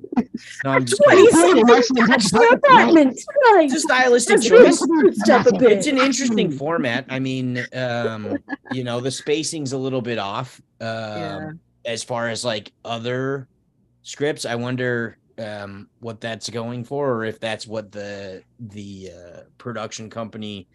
What do you mean the spacing's off? Like if you look at the dialogue, right? In the Like dialogue, that does dialogue's seem like double it's spaced. Oh, the extra. So it's Mhm. It is, because in the fade-in program I use for script writing, the dialogue's like smushy together. yeah. So it's got to be something to do with, the studio execs saying like, this is what we want. Maybe so they can easily make notes underneath or something. I Well, don't know. that's why they ask for, like, when you submit novels to publishers, they usually ask for the manuscripts to be double spaced. It's so the manuscript editors and the publishers can make notes and things like that. Lots of room on the side though. So maybe Well, not. they make notes on the sides too. They make notes everywhere. They mark the crap out of it because it's a draft. Yeah, it's interesting. This is a very, like, there is a lot of space on the page, which I like. I mean, my scripts tend to be a little bit more meaty, I try to cut them down, but I mean, this is very spacious, And with that double space going on, like this is pretty long for how long these episodes were. They weren't. How long were these episodes? Do you guys recall? I don't remember them being hour They were episodes. half Yeah, hour. they were half hour. Yeah. So 20 that's minutes. and probably hour. why. A double length. Plus that, look at that. There. Thank you. Oh, sorry. The parenthetical is not where a normal parenthetical would be. It's just Yeah. right where the dialogue would be. So interesting. Yeah. Well, no, the parenthetical is below the name because it represents an emotion or something like that. Right, but usually it's indented. It's not in the same, it's not with the dialogue. Normally yeah. it's And you want indented a little. to, and like, you know why, like, a production of a piece takes like 2 days, or production of a paper takes 2 days, and this is from a journalistic perspective, because you have to go through it and look for errors, and then you have to fix it on the screen, and you go through it again and again and again to perfect it, to make it readable. Writing. So that's is why it takes a rewriting. long time. And this is the kind of thing we used to do when we were making the college paper, because that's what we did when I was in journalism school. This is the sort of thing we did. It's a process. Production is a process. Mhm. Mhm. All right. Yeah, interesting how just different the comma, the end. I wonder if they forgot those before. Added more detail. It's amazing, Change like things. how it's just kind of like super quick action description. I mean, they literally open it all up for the actors to do whatever they want. There's really not much character direction in there at all. It's mostly like, here's what the scene looks like, boom, go, and then it's all dialogue. I actually kind of like it. It's something that I've wanted to do a little bit more.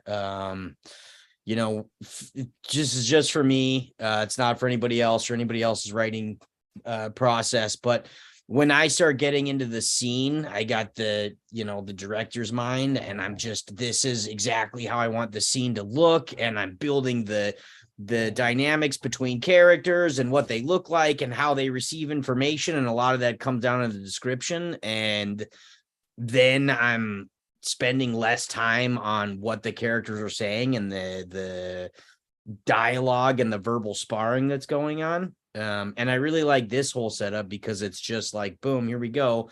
And then it just opens up the page for the writer to go deep into the verbal sparring, which I thought was really interesting. Yeah. And I loved all you guys' performances of it too. Thank you. I've noticed for some of like my scripts, like I'll either have like I try and keep everything kind of centered so that there's space on either side, but it's like I'll either have little parentheticals about something related to whatever's going on, or I'll have like occasionally if it's like back and forth dialogue, I'll literally have it going back and forth, and then I'll try and skip it. But... Very cool. I have to interrupt this for a moment because we have a special guest. We have a special guest that just disappeared. Oh, sweet. Oh my gosh! It keeps disappearing. What do you Jeez. Come back, little one. Come Can back. teleport. Oh my goodness. Aw, She's like, sweetie. Hi. just woke up crying, so Oh. she asked for Tete. Tete is Oh. daddy in Lithuanian. What's So, her name? Lena. Hi, Lena. That is the quintessential child of New York, like already speaking Lithuanian. She's so cute. She reminds me of some of the kids I used to look after in the childcare places in my church. Aw. She's supposed to be sleeping, but she woke up and Yeah. mommy's needs a break. Yeah. So cute. Roger, do you mind if I ask, are you guys So Lithuanian? Is can you that tell what us you're what? learning? Sorry to what's your name? interrupt. Yeah. Oh What's your no, name? Oh, she we is appreciate very the welcome introduction. here. Please do. Yeah. Talk Roger, about- do you mind if I ask you a question though? What's that? Do you mind if I ask you a question? Yeah, go ahead. Are you guys Lithuanian or part Lithuanian or grandparents, or is she just learning the language? I was curious because like I write Lithuanian. I have never heard it spoken. It's a common thing in some of my one of my writing groups is to use Lithuanian phrases, but we don't speak them. So I'm curious, like where is this coming from? So my wife is Lithuanian. She grew up. So cool. She was born in Lithuania, Oh, wow. and I was born in New York. So wow. what we did, since I'm Filipino, she's Lithuanian.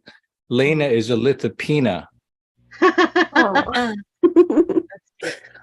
I'm She's apparently half partly Mussolini. Lithuanian, so we're probably related.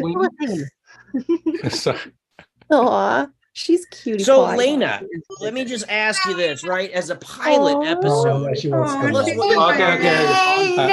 I'll be right back. Okay, bye. Oh, poor little baby. Oh, the lights went off, and that was scary. Yeah. And she just saw her mom. So. Oh, Well, it's not, but it's like midnight there. It's not really a good idea for her to be up, and she's probably tired. It's midnight there. She wants to go to bed. Yeah, Yeah.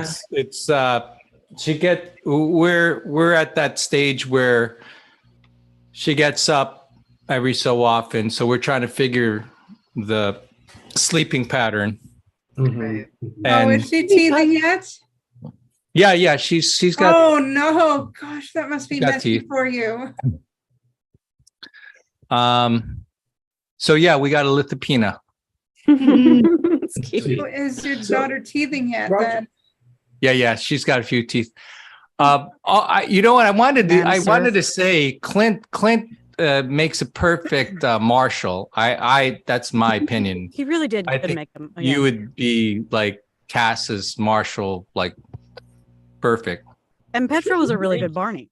Aw, thank you. Petra did a great, Yeah. great Barney. Yeah. Thank you. Can we talk about Angel's Lily? I totally believe that woman could like wrangle children. I mean, seriously. I've wrangled. Yeah. We don't And do she Lena does like this. Just kidding. Roxanne, the She effortlessly wrangles cool every Canadian Tuesday commander, night. obviously, too. Roxane's Robin was perfect. Yes. I think this is probably like some of the most ideal casting, honestly. I mean, I'm not like just on me, it's like on everybody. Like seriously. Roxanne was wonderful and Angel absolutely knocked it out of the park. And like I completely I buy Roger as like the hopeless romantic who just desperately That's secretly me. Yeah. I know. It's That like, is seriously, that. Roger's That's really perfectly cast. It's great to see And, that like it Aaron is coming happily in, ever after. sneaking in with all that, like, oh, it's good stuff. Seriously, I all would around, definitely miss the great signal. casting. That's for sure. Yeah. Your wife You're kissed not you. the only one. Hey, did you guys see the episode? I just wanted. I don't know if you saw the first season, but my favorite episode. It doesn't matter, but is when Robin is at she's doing a news thing from a bodega where a kid is trapped in one of those stuffed animal Oh, claw machine, yeah. claw machine, and, Funny. and Ted has this.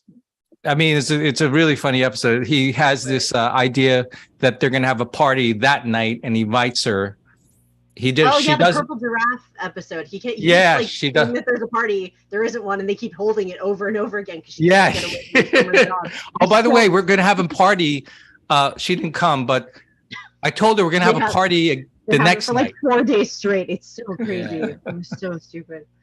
Meanwhile, I'm just thinking about the time my cousins actually climbed into a claw machine voluntarily because that darn machine ate their dollar and they were getting that stuffed SpongeBob or whatever it was. I don't even remember. I was like, okay, that's fine. Go do you. My family's good. I love them anyway. I'm gonna bring some I trivia in if you'll let me. Yeah, what's Getting that? back to the script a little bit. I Yes, watched please. this video on dialogue and writing dialogue, and it was probably one of the funniest things I ever seen because it was this old man that was the author, Okay. or the guy that was talking about it. Yes, He funny. like explains dialogue to you by quoting like what Gone with the Wind, and it was just really really awesome to see this old man talk about the male characters and then switch over into the Southern Belle voice. It was awesome seeing an old man do a Southern Belle voice.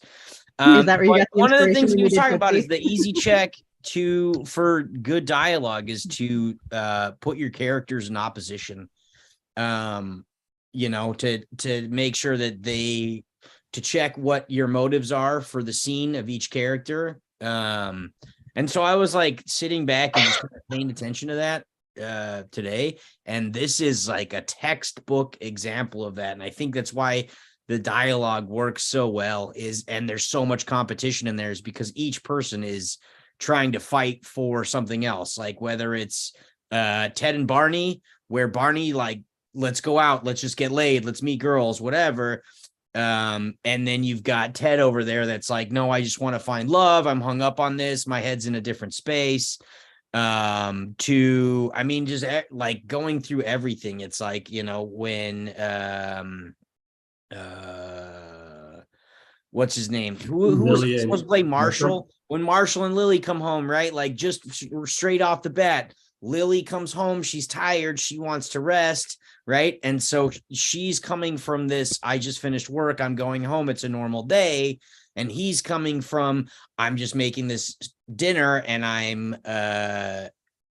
going to propose, right? So it's like that plays into how that spar is playing out. It was really really easy to dig into like where the characters' agendas were in this episode.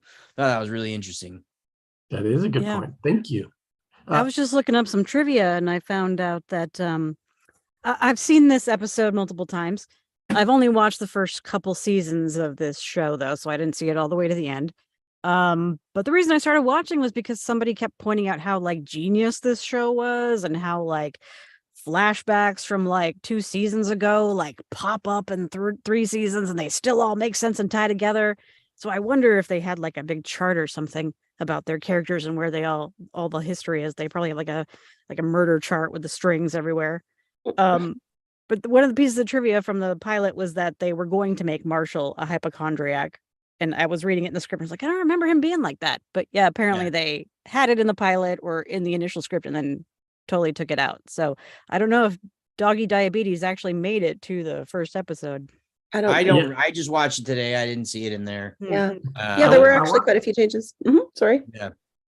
I was gonna say I wanted to watch it today, but I didn't. But that's the thing too. At the end, I don't think they couldn't have had like, I thought you were going to talk about how I met Mom instead of like knowing that it's haven't not met them. Robin or something, because that's part of the whole thing is like, is it her? Is it Yeah. Robin or not?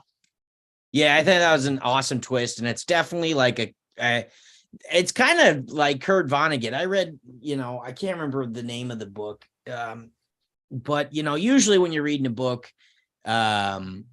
it wraps up in the last 20 pages, or like you get a sense that the book is coming to some sort of a conclusion. And Kurt Vonnegut, one of the things that he's great for is you'll be reading it and you'll be 10 pages and you're like, there's no conclusion in sight. 5 pages, you're like, dude, is this like a sequel? Like, what the hell's going on, man? He has to start wrapping it up. There's like 6 loose ends still going on. You're on 1 page and you're like, what the hell, dude? How is he going to wrap it up? And then you're at the last paragraph and boom, and you're like, damn, okay, that well played. You did it, and that was kind of like what they did there at the very last. I mean, it's like, here, they're perfect. Oh my God, she loves all the same things. Oh my gosh, here. And it's just like they're taking the audience on a leash. Come on, we're going this way, and then bam, right at the very end. Nope, that's your aunt, that's not your mom.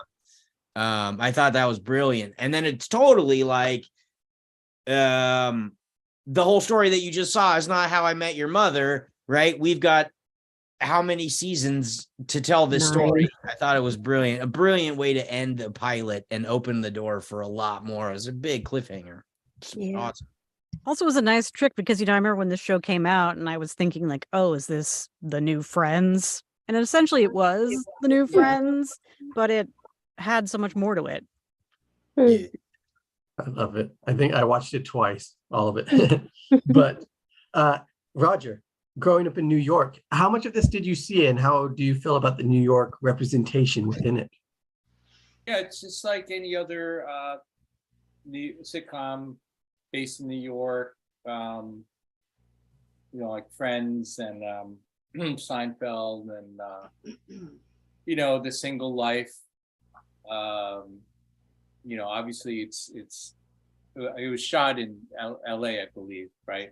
Yeah. But as far as the lifestyle, the characters, yeah, I think the characters are what drew me to the show.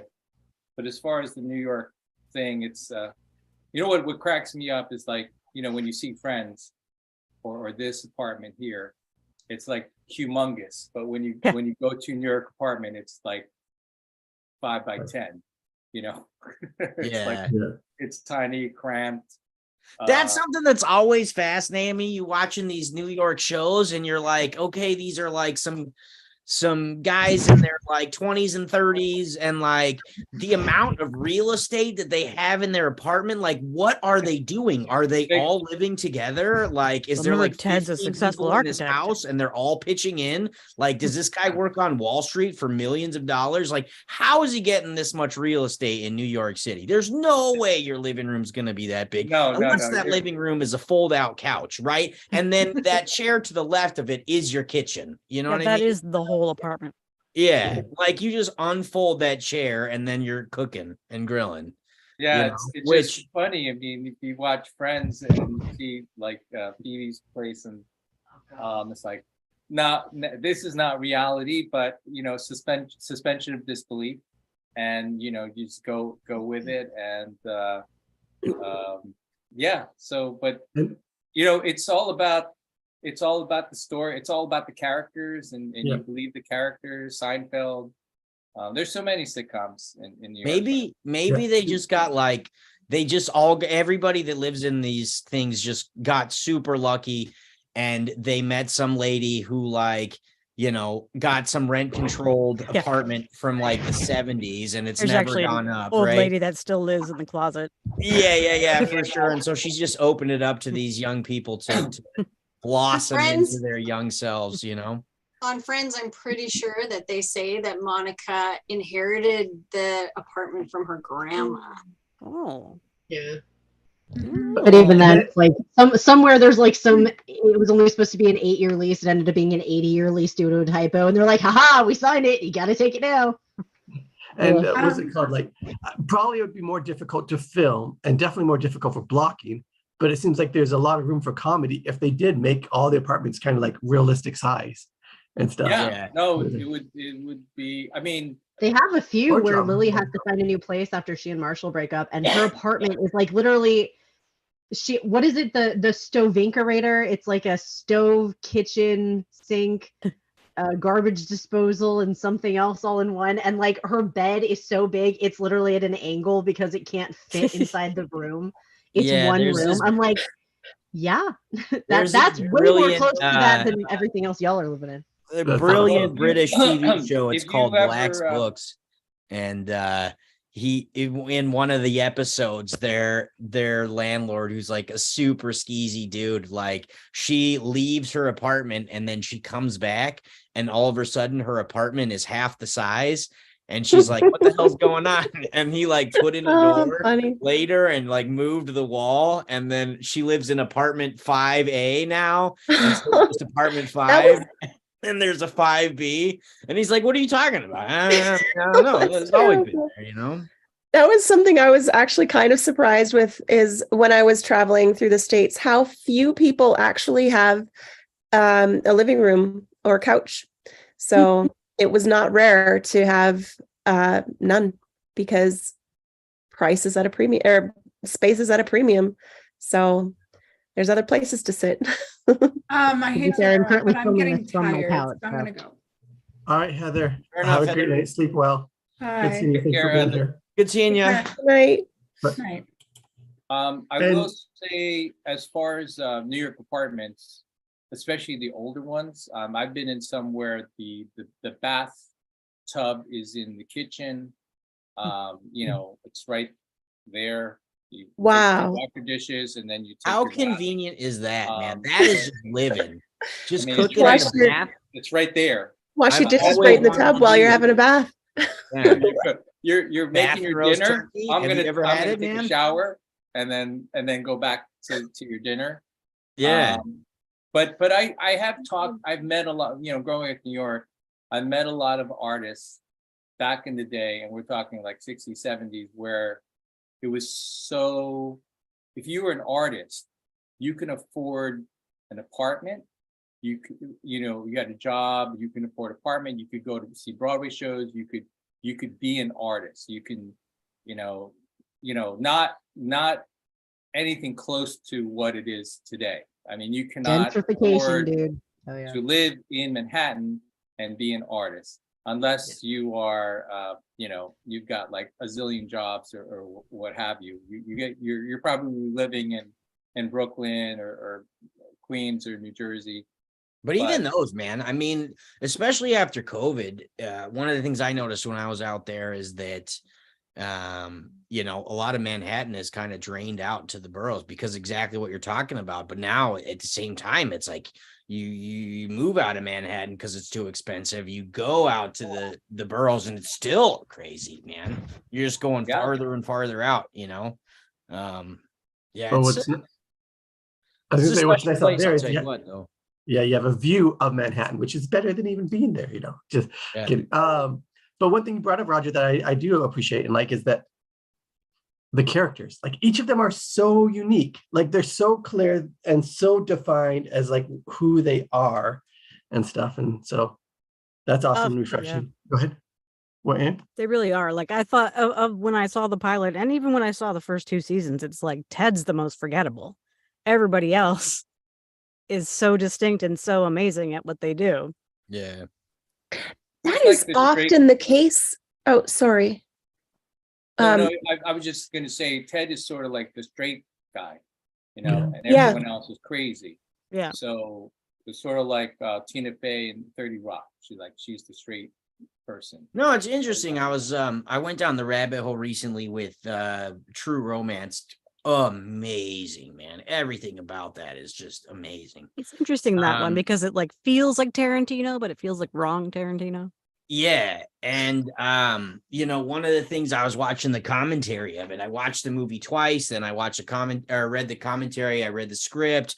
Just like it was so visionary, it's Metallica's first album, you know what I mean? It's what put them on the map. And you can feel that energy, like I'm gonna fucking make something here, and I just thought it was beautiful. And one of the things he was talking about as he goes through it is it's this beautiful love story between two people, right? And they like that's the story, but in reality, it's like they are the conduit for letting these other characters develop, right? Because you've got Christopher Walken's character that's, super badass and crazy, this mafioso guy, right? Then you've got his dad, you've got Drexel, and so it's like like with Ted, what you guys are saying is like it's like he almost exists to have the story around him, and everybody else comes up and it allows them to shine, And like I think Angel was starting to say, like this was super duper common, and like so many of them have the main character is the most vanilla character. Yeah. Although now I feel like again, like with Breaking Bad and Sopranos and different things, and Deadpool, totally changing that. Yeah. Times are changing. Yeah. Very interesting. Yeah. Mhm. Well, Uh-oh. guys, it's awesome. It was nice to know how I met your aunt, apparently, with that little twist. How I Met Shablotsky. But yes, I'm Outski, and you guys rock on, and I'll see you guys next week on Table Read Tuesday. All righty. I think that's a good time to maybe say, good night for us all, unless other people have thoughts. Like, it got pretty quiet right there. I think this is a good place. There's a show called How I Met Your Father. Have you seen that? I've not. I saw at least one episode. I don't know if I watched more or not, but it was just not the same to me. Maybe I didn't give enough to get into it. So, but it felt more forced or something. So I stopped. My only thing about the TV show is like I got into it like way late. Like the series had ended before I even watched an episode. I had just never gotten into it because I thought it was going to be like the new Friends. And then one of my girlfriends, I was up in Alaska, I was sitting in my office, and one of the girls that I met the year before were sitting and talking on the phone, and she made a reference to the show, and I was like, I had no idea what she was talking about. And she's like, "Oh my God, watch the show." I did unfortunately get the ending spoiled for me. I was like, "Oh, great, awesome." But I find it funny that they had filmed all of the bits with the kids in like the first 2 seasons. They had they filmed all the stuff with like Lindsay Fonseca and whoever played the son, like in the first like maybe year. And then everything else, they just spaced out all the other stuff that they did. So unfortunately, the show ended up stretching out a lot farther. And by the time they like Ted Robin was always endgame apparently for the writers, but then they're like, I mean, even to this day, they admit they screwed up because before you go, are you going to say a spoiler for everybody here before you say that? Yes, don't spoil Does anybody really care that much about a 10-year-old show? Yes, please don't spoil it for me. I will leave. Aaron does, and seriously, Aaron? And you got it spoiled for you. I still don't know about the mom. Even though it was already finished. Okay. Well, either way, I don't mind if it gets spoiled for myself. But you guys, even if it's like a 50-year-old, 100-year-old thing on here, okay. At least give a warning. A warning beforehand. That's what we'll ask. Okay, what I said a minute ago was kind of it. Just the writers to this day kind of they admit they fumbled that one a little bit with what they ended up doing, and that's fine. So it is what it is. I realized the kids would have obviously been no longer teenagers, but I do kind of wish they'd gone back when they saw what was happening in the last few seasons, and then gone a different route. I don't care that you would have either had to cast different children or just like de-age them or something.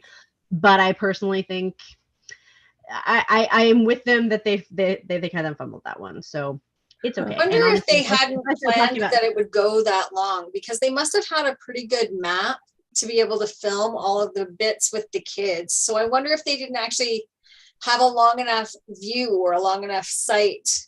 They actually, I think it's been stated, they only really planned for about 5 seasons, but they really, it just became this like friggin' juggernaut, and it just kept going and going and going. And then they come up with like more stuff and like plot lines for the other characters. But yeah, that being the one downside, that like by the time they got to where they were going and what they had set up and what they had already filmed, because like I said, by the time the show ended, they could not get the kids back. They weren't kids anymore. Lindsay Fonseca actually immediately turned around and goes from being the 16-year-old daughter on How I Met Your Mother to, Angie the waitress. I love her on Agent Carter. And that was like literally after the show ended, that was her next major role. And I'm like, yeah, I can kind of see that. Not that a little bit of makeup, film her with a softer focus. You totally could have pulled it off, but I get why they didn't. But I'm like, guys, when you saw what was happening, I maybe would have gone a different direction. That's all. So as not to spoil it for Aaron, that's all I'm gonna say. I can leave so you can start. No, it's just if we start chatting about trivia about the show, having now watched several episodes and seen it, we will be here all night. So if you guys want to talk in the chat about some of that, Petra and stuff. but yeah, I'm good calling it. I was mainly staying quiet, where possible, because you guys were bringing up some good points. So it's okay. With watching the show, like, I could care less about going back to the kids, and I forgot what they look like from the different times they were showing them. Like, that's the most boring part of the show. You mean, yeah, they do it to try I thought they like together. eliminated that element, but I guess they came back a few times. Oh no, they had they literally had filmed everything with the kids. So actually, the one thing about it was the kids did get a script scene. I think it was like one of the last things, and they signed like NDA. NDA. They signed non-disclosure agreements that they were not allowed to say what they had filmed because it was not going to be for like another couple of seasons at that point. And that's all I'm saying. Just the conversations they have. I'm not saying what it is. I wasn't trying to stop you or suggest that, but for all of us here, the idea, if when we get into this situation, because we're all going to get in this situation, we're going to write a show and we have it planned All of out. us. Wildly Yes. successful. Go 9 seasons. So when we do that and we record this thing that's going to be interspersed throughout the whole thing, what you do is, I forget what movie did this, but you give the kids or whatever 5 different scripts, all potential episode endings, and you have them read each of those. I think that would have been a good idea, but I Okay, also can I say what my idea? I bet. Okay. What's that? Okay, so I thought yeah. if they didn't, oh, you wanted to finish. Sorry, go ahead. Well, I was just going to say, 1, the kids wouldn't know what's going to happen, and 2, it gives them the freedom to do whatever they want. True. So Yeah. now, Angel. Totally. I don't remember their faces being all that important. What if they just filmed them like behind? You know, like Charlie, what's it called? Charlie's Angel? No. Or Bosley? The Charlie Brown and except you know the adults, but instead of the voices, it would be the faces. So you get the thing with the How I Met Your Mother thing is you never saw the narrator. One, because it was Bob Saget, but 2, you never saw the narrator. That was a joke. You literally, the kids are looking at you. They're breaking the fourth wall, and every time you saw them. So that's why. But like I said, what they had for Endgame, what the writers had for Endgame, is why they wrote that, and that's why the kids were not allowed to say what they had filmed after a certain point. They had a ton of shots. I think it was like something like. I think they said they filmed upwards of like 10 or 12 hours of just them sitting on the couch with different stuff highlighted. They literally are so many shots where they are just sitting on the couch. They're in the same position. They're not even talking. They literally just cut to them for a reaction shot and that's it. And I'm like, could you maybe have reused the same one? I mean, they reused the same shot of Christopher Reeves in like five Supermans. You could have just reused the same shot as you didn't need 12 hours of that. Imagine if you were fortunate enough to get that role. Like, do they get residuals for 9 seasons and paid on every single show, every single episode? They That's do. pretty amazing. Fonseca has answered this question. They get residuals for the show. Not as much as the main cast were making, but they did get residuals for the show. The main cast, I think by the end of it, it was on par with Friends. They were making like $1 million an episode or something like that. Pretty close to it. It was crazy. I'm like, y'all, I don't know. This is one of those shows though. It's like, it's kind of in between a show like, you know, like Hannibal that I brought up before, where they had a full 6-season arc completely planned out. And then you have shows like Heroes. They had a great idea for the first season and then no clue what the heck they were going to do with it. And unfortunately, because they didn't know what they were doing, they just progressively threw everything against the wall to see what would stick, and very little did, and the stuff that did just ticked people off. And I'm like, yeah, I understand that. I still like maybe something in between. Plan for a couple, but have contingency plans. If ratings fail, if nobody likes your vision, if you know something happens and like your main cast or something dies, have a contingency plan. It would be great if you have a fantastic 9-season run like this and everything, but it's like maybe have what you want and where it's going to go, and have the stuff written down, and then have a contingency plan. If we only get this many seasons, where can we stop? If we only get this many seasons, where can we stop? Like, what can we, if we know the chop is coming, what can we do to make this satisfying and not people are going to be burning our DVDs of their seasons like Disco Demolition. Please don't. Or do like that. you said, not to be so necessarily rigid. Locked like I respect that they came up with the plan. Like in Breaking Bad, they were going to kill Jesse early on, and then they didn't. Now, I always do this, but Vicky, did you watch the show? Do you have any thoughts? Avid fan. I loved it. And in real time, and I watched reruns, and it was really hard to not just burst out laughing, because I really appreciate this humor and this writing and the characters. I mean, Barney, what a guy. Yeah.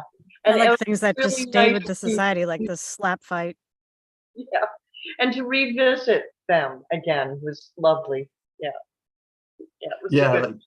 like the actors in the show and the humor, I loved it so much. Like when reading this, I'm like, I don't know if it's going to come across, but it's good I had my thing muted because I did laugh where I was loud or smiling. I love reading this.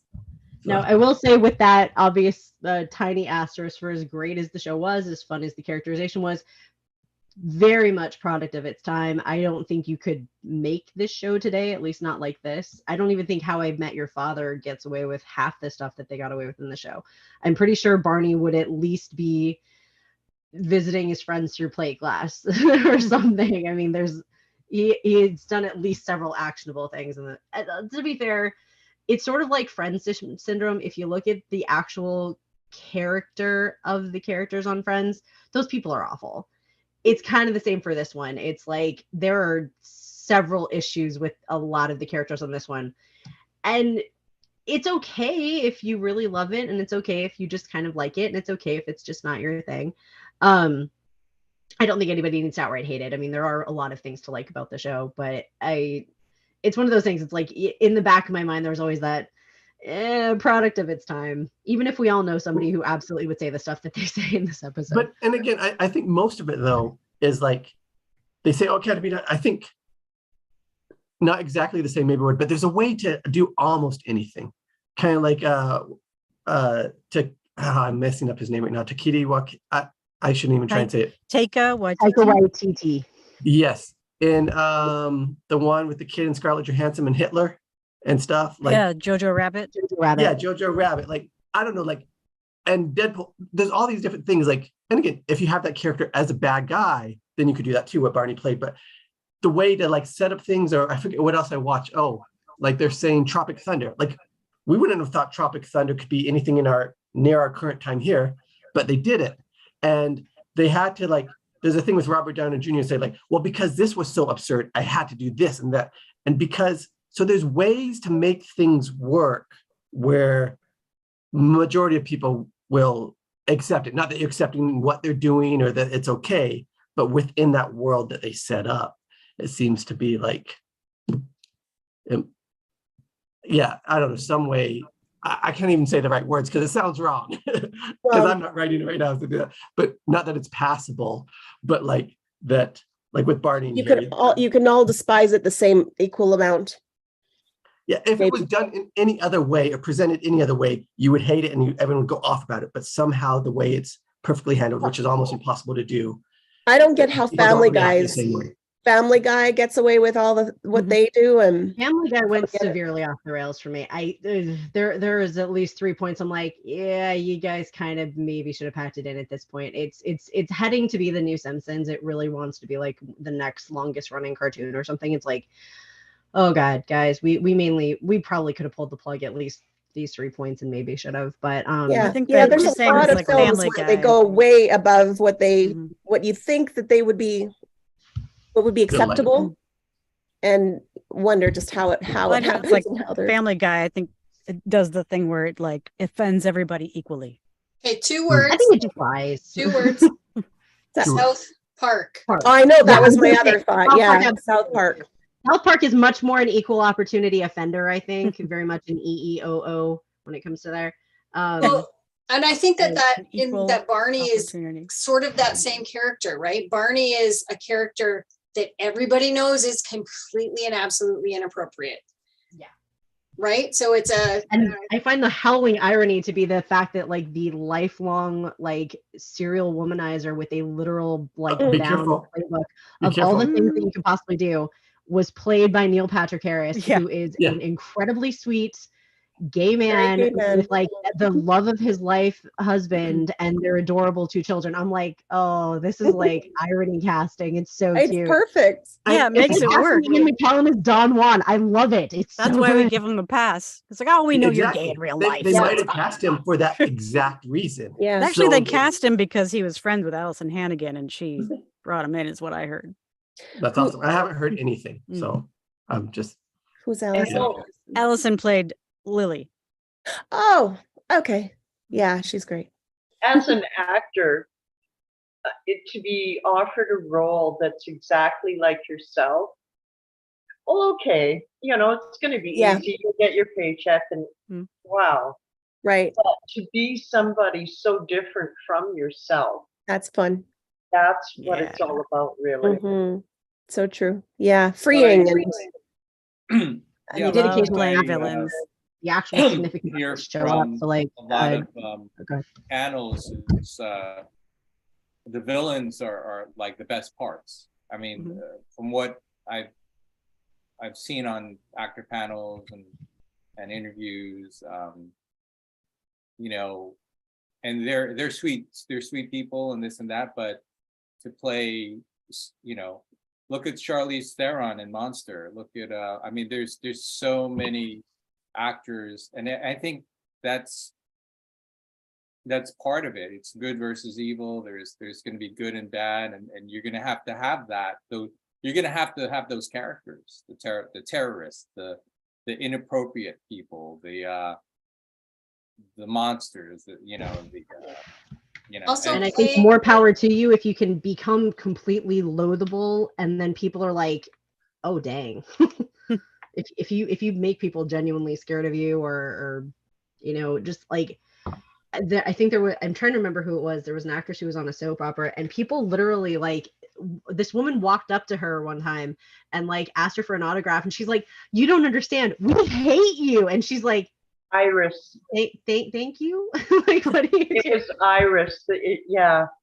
Yeah, I remember.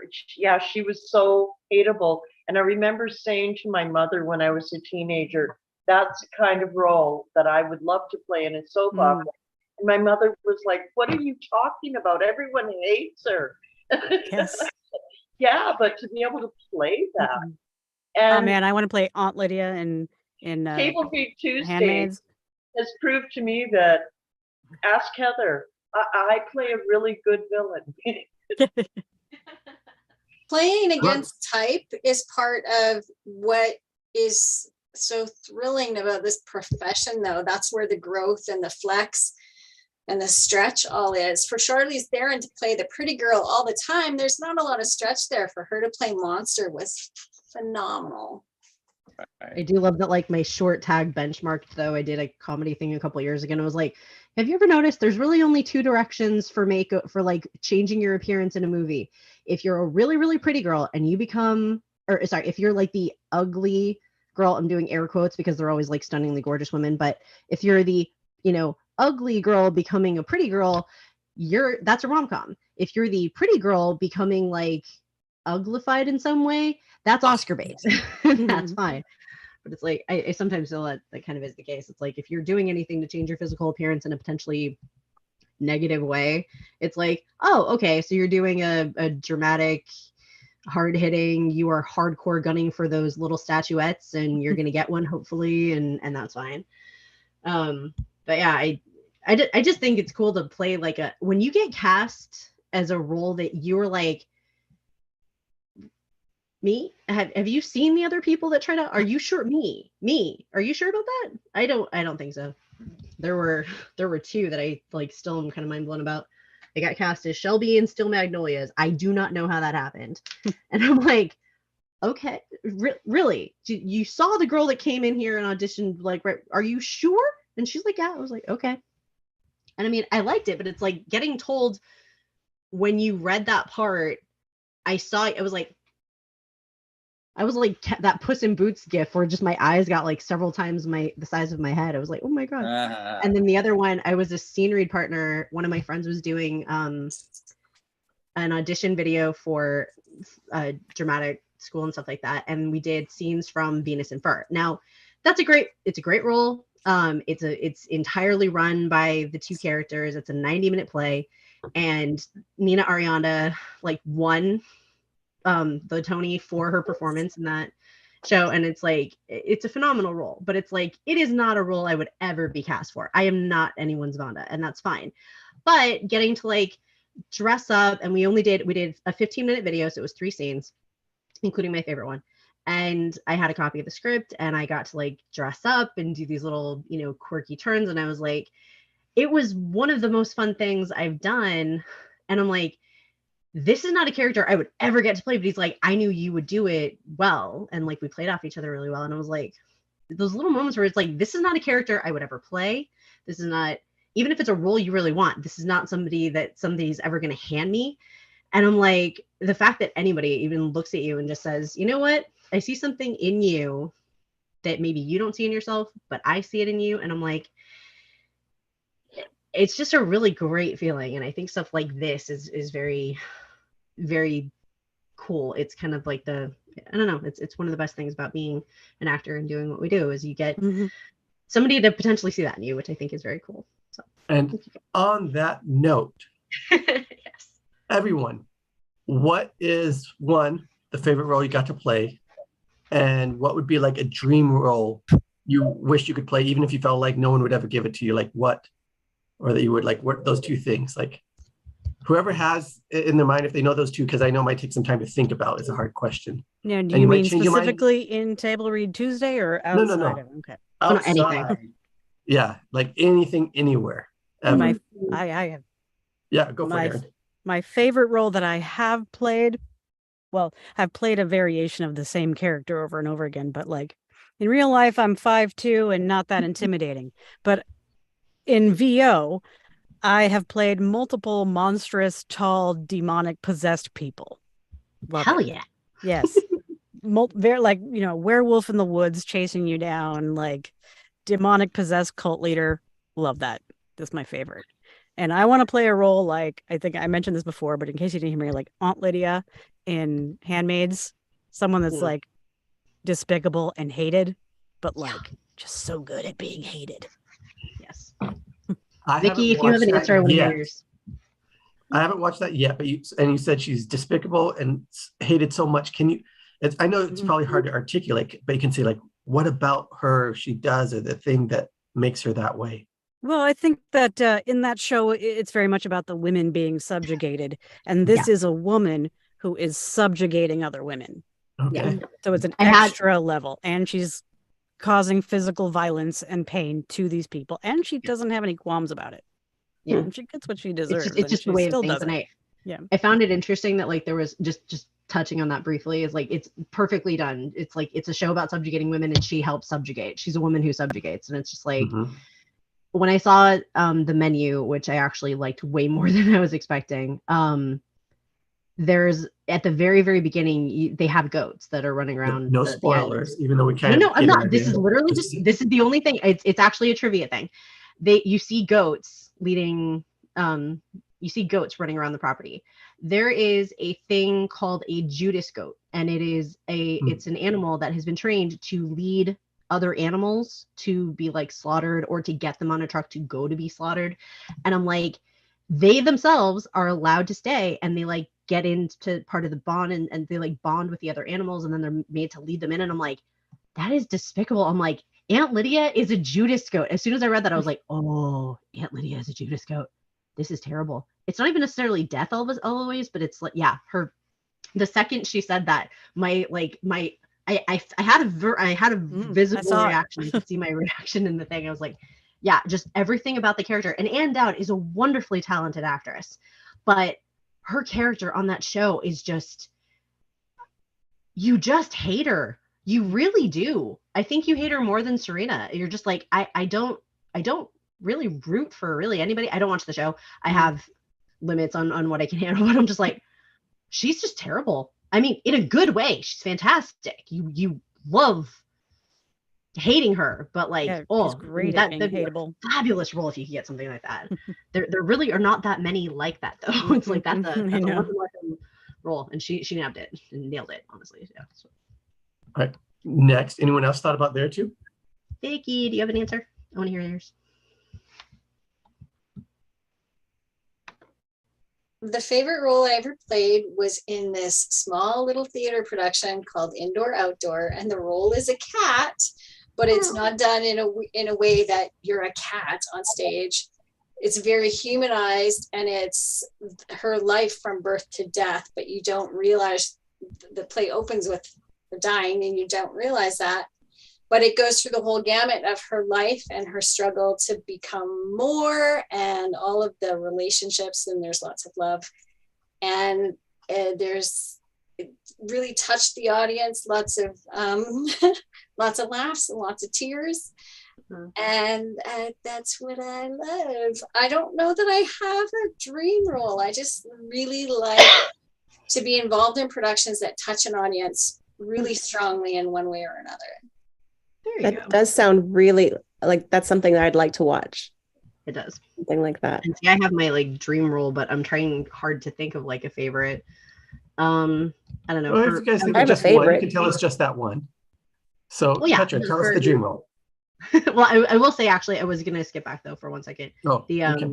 as far as like favorites, I don't know. I think for partially the getting to flex that part of myself and step into that, I definitely did like Steel Magnolias, just because the group of Magnolias that I got to deal with, the play was so amazing, the bonding experience. I'm still friends with and talking to all these people. It was an amazing connective experience to be in something like that. And then as far as, I don't know, second role, I think honestly, Clementine, when you guys cast me in Sunshine, Eternal Sunshine, I was still mind blown. I'm like, I love you guys. You didn't even ask for that role, did you? No, I didn't. You guys cast me, and I was like, we were, you know what? We were actually going to cast someone else, and then I forget what it was, but something about you, and I was like, oh, I think we were reading it or watching it or something. And we're like, that's Petra. I know. But again, that's exactly what I'm talking about. It's just like I get this warm little glow in my heart when I think about it. As far as dream role, it's an unusual thought, but it is one that I've had for a while. I would love to do, obviously, like when it comes to Much Ado About Nothing, it is my favorite Shakespeare play. And obviously Beatrice has like all the best lines, but I would love to play a gender flip Benedict. I don't want the entire play to be gender flipped. I don't think I need to cast like in it, just whatever. I just think there's something very intriguing about if she was like, you know, just going along, like she leaves this person that she cares about very deeply. She goes off to like, you know, be in the army. She has to kind of be like, you know, the bro instead of being like a girl, and just play the role exactly as it's written on the page and everything like that. But literally like have her this entire like dissertation that he has about like, you know, that I was born by a woman, that she brought me up. I give her most humble thanks. It's just, there's an entire smack talk that he does about women, and are just like, yeah, women are like 10 times worth you. But I'm like, I just think it would be so cool to play that character as like, just make it a girl, everything else stays the same. I just think that's honestly probably my dream role. I think it would be really, really cool to do like a theater production where everything else stays the same. If you want to do any other usual casting, that's fine. But if I could play Beatrice, that'd be great. But I really want to play like just that once a gender flip Benedict. I think it would be such a cool concept to have like those, you know, God that I were a man, and then he offers to like go slay something in her. It would be a very cool thing. Cool. That's why it's my dream. So. Awesome. Jacob, Angel, I think you were saying you were having one. Yes. Yeah, I can't think of but first off, Vicky and I were in Steel Magnolias together too. So that was the first one we've been in together. Was it the only thing we've been in together? Yeah. I was also Shelby. Yeah, I was Malin. I was your guys' mama. You were Malin. Okay, Vicky, who were you? Oh, you got to know who Vicky was. Clary. No. Was she Weezer? Yes. Are you serious? She was Weezer? I totally buy her more as Clary. That's hilarious. Weezer. Oh, she was so good. Yeah, my art teacher from high school ended up being Clary, and I like raided my mom's closet for a bunch of clothes for her to wear, and it's just like great outfits and stuff like that. It was just Vicky was amazing, like just perfection. I'm not crazy. I've just been in a bad mood for 40 years. I'm like, so good, so good. I slap Weezer, and I got a T-shirt. Yeah, I don't think I'd ever. No, that's not true.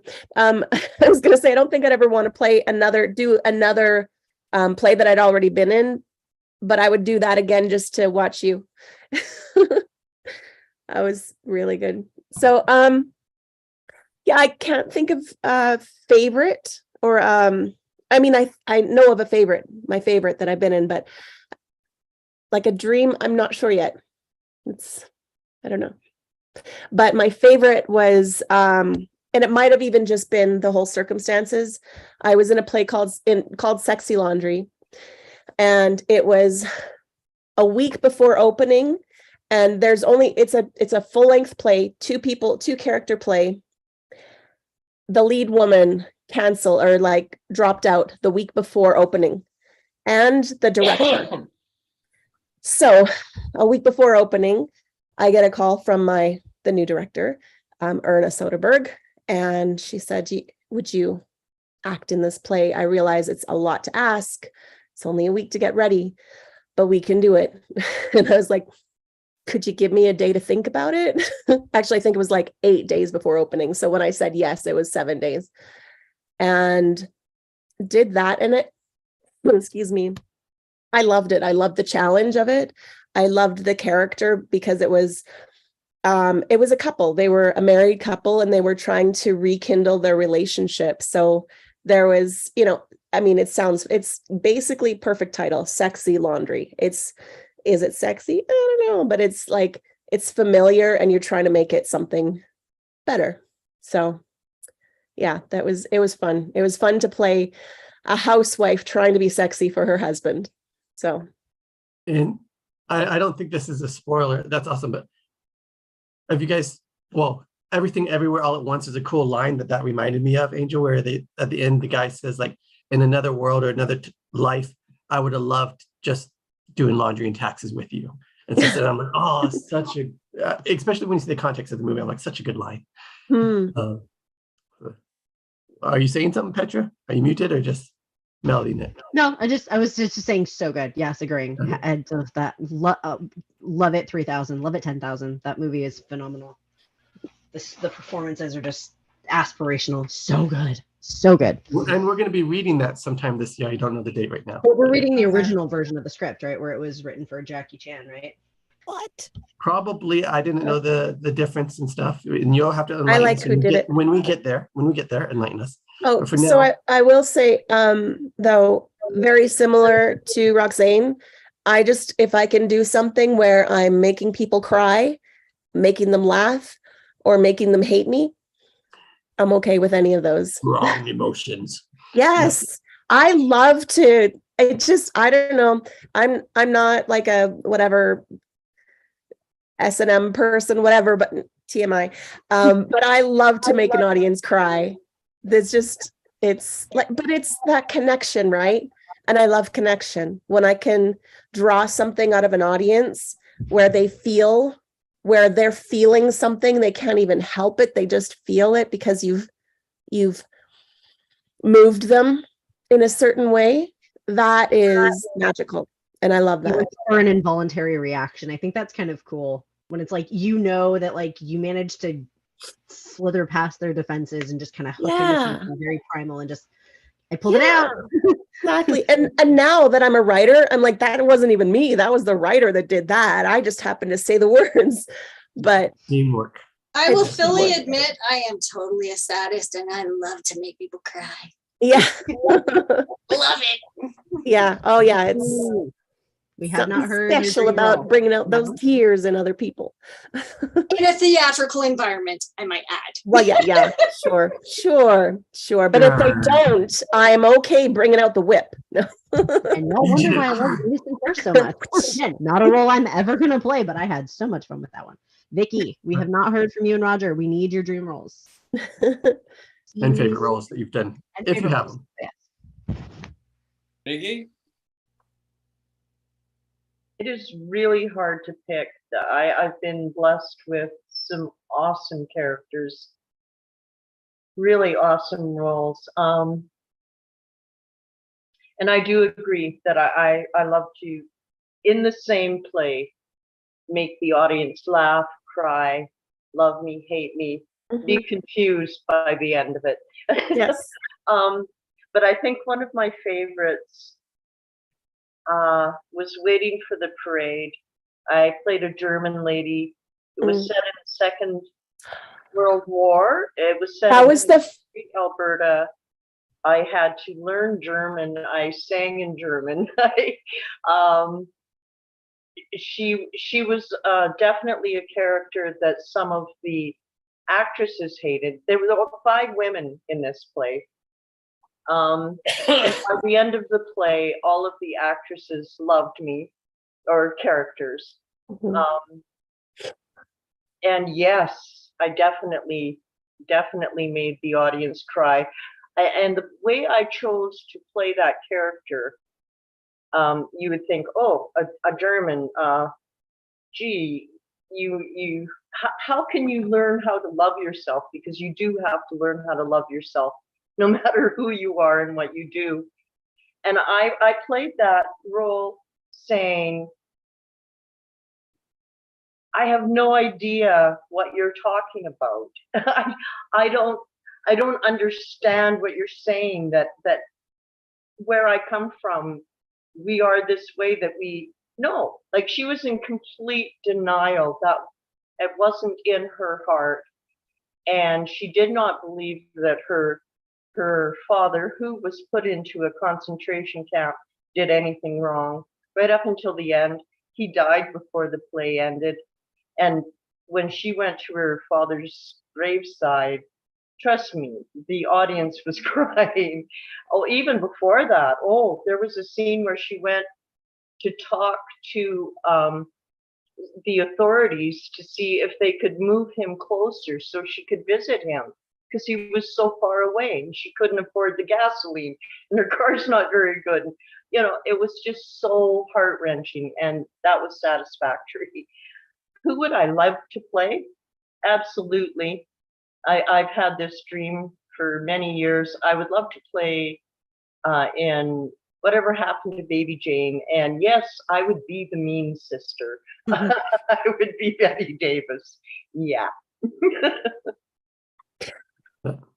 I have to speak on that first. Sorry, Roger. Vicky, that was the first thing I ever saw you in. I heard about you as an actor or an actress for years. And then I finally got to see you on stage. That was it. And that's when I was like, whew, that woman is phenomenal. She's brilliant. So, yeah. Oh, yeah. That was, and I don't remember the rest of the play, but I remember you. So, speaking of memorable characters, you, yeah. Aw. You did it again, Angel. You did it again. That was my You sole say purpose this. in You- sharing. Yes. No, but it's every bit true. So Angel reveals her true secret role, Monica from Friends. She just wants to make everybody cry so hard they're gasping for breath. Don't lie. Yeah, it was phenomenal. Wonderful. So cool. Okay, All Roger, right, Roger. Lord Mortimer, Yep. you are next. Roger, you've been holding back on us. Well, I started out doing theater, regional theater and musicals, and I would say my favorite role was Stephen in Godspell. You know, that was really tough because you're basically on stage most of the show. But I loved it. I loved the music. I miss it. You know, who doesn't love Sondheim? And as far as favorite role, I mean, dream roles, I mean, I would love to work in the MCU or the Star Wars multiverse, or be directed by Alexander Payne or Ang Lee. I'd love to work with those directors, or Ron Howard. Those 3 directors I would love to work with. But I feel like I can, you know, with the casting now, I'd love to be in a sci-fi, you know, like a Star Wars, MCU, DC kind of show. But I love, I love comedy too. I love, I love comedy. Well, there's Thor Ragnarok. That's both. I've been, there's the MCU timeline, the chronological, and then there's the way you're saying you should watch it. So I've been kind of backtracking all the movies, and it's, I'm just a big fan. How are you backtracking them? Are you doing it the way you should watch it or chronological? Chronological. So it makes sense, and then I'm getting into the series like Miss Marvel, which is actually set in Jersey City. Oh, so good. She-Hulk. I just finished that. So it does finish good, huh? Loki, all those, Have you done anything with green screen like that before? I just think that would be just so challenging. I have actually, I did, not in the sci-fi world, but I've done green screen work in other things. By the way, I just read this, what was it? Who was this? Indiana Jones. The actor. Harrison Ford. Harrison Ford. Yeah, he says, oh, they just put some dots on my face. It's me acting, but they put some dots in my face, and and then I acted. And so he's de-aged in the next Indiana Jones. Wow, that's cool. Like that movie with Martin Scorsese. What was his last film? Oh, Irishman. Yeah, The Irishman. Yeah. So technology. Mm-hmm. So there's hope for us elderly actors. Everyone's like, we can look like we're 23. You all do anyways. I'm turning 65 in May, and you're all invited. It might be hard for some of you, but do they have social security type thing in Canada? When does that kick in for you guys? Maybe not. They have universal health care. They don't need an after plan. I'm just kidding. There you go. Just kidding. Doesn't count for much, it seems, these days. All right. That's awesome what you guys have done and want to do. Now, it might be extra hard for what Roger wants to go to it, but what do you guys think about writing those roles for yourself, doing the little short films or scenes and stuff for yourselves?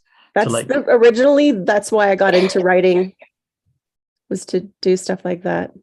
It does seem like that's a lot of actors' paths. Sometimes they're But you didn't, I know you're not into acting, but if you could, okay, so then maybe that's what type of role would your dream role be to write if you're not wanting to act? I don't know. I don't even think. Or have you caught the acting bug yet? I enjoy it when I do it. Mm-hmm. I don't have any interest in it so much. If someone said, we saw you in this little short you did, and we want you for our TV show or movie. Yeah, I'm doing it.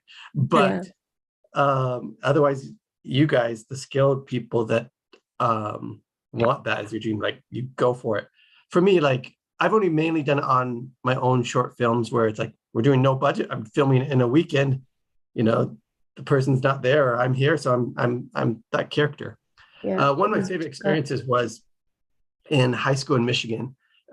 We were forced to take an acting theater class or something. It was a required thing. Otherwise, I would have never done it. But there's one moment when we're doing it's kind of improv, and I'm this old man at this campfire, and I was just that person. Again, that thing they do in the baseball movies where the stadium is gone, nobody's there. That happened to me in my class where I didn't see anybody in that class, and I'm just that old man, and I'm there, and I'm at that thing and doing that thing. And that was a cool experience. That was awesome. That was fun. Yeah. So you just immersed yourself in the role, and there you were. Yep. The rest just disappeared. Yeah. That's cool. I've only done that twice in my life. Another one was giving a talk or a speech thing, but yeah. Cool. So, yeah. But cool. Nice. So would we write? Would we draw? I know I should end this sometimes. It's probably late for some of you guys, probably getting tired, but 10:20. My voice It's is steadily past my creeping. bedtime. All right, you guys, and we'll call it. And we'll say, hey, anybody watching, they're amazing. You heard what they want to be. You have something like that. They left their contact information. Find them, get them, put them in it. Because if you don't, they're going to make it for themselves or we'll make it for ourselves. So, So all right, there. everybody, I will have to say that this table read was Petra. Legend, and I really hope you're not lactose intolerant because that part of that is dairy. So good. Legendary. So good.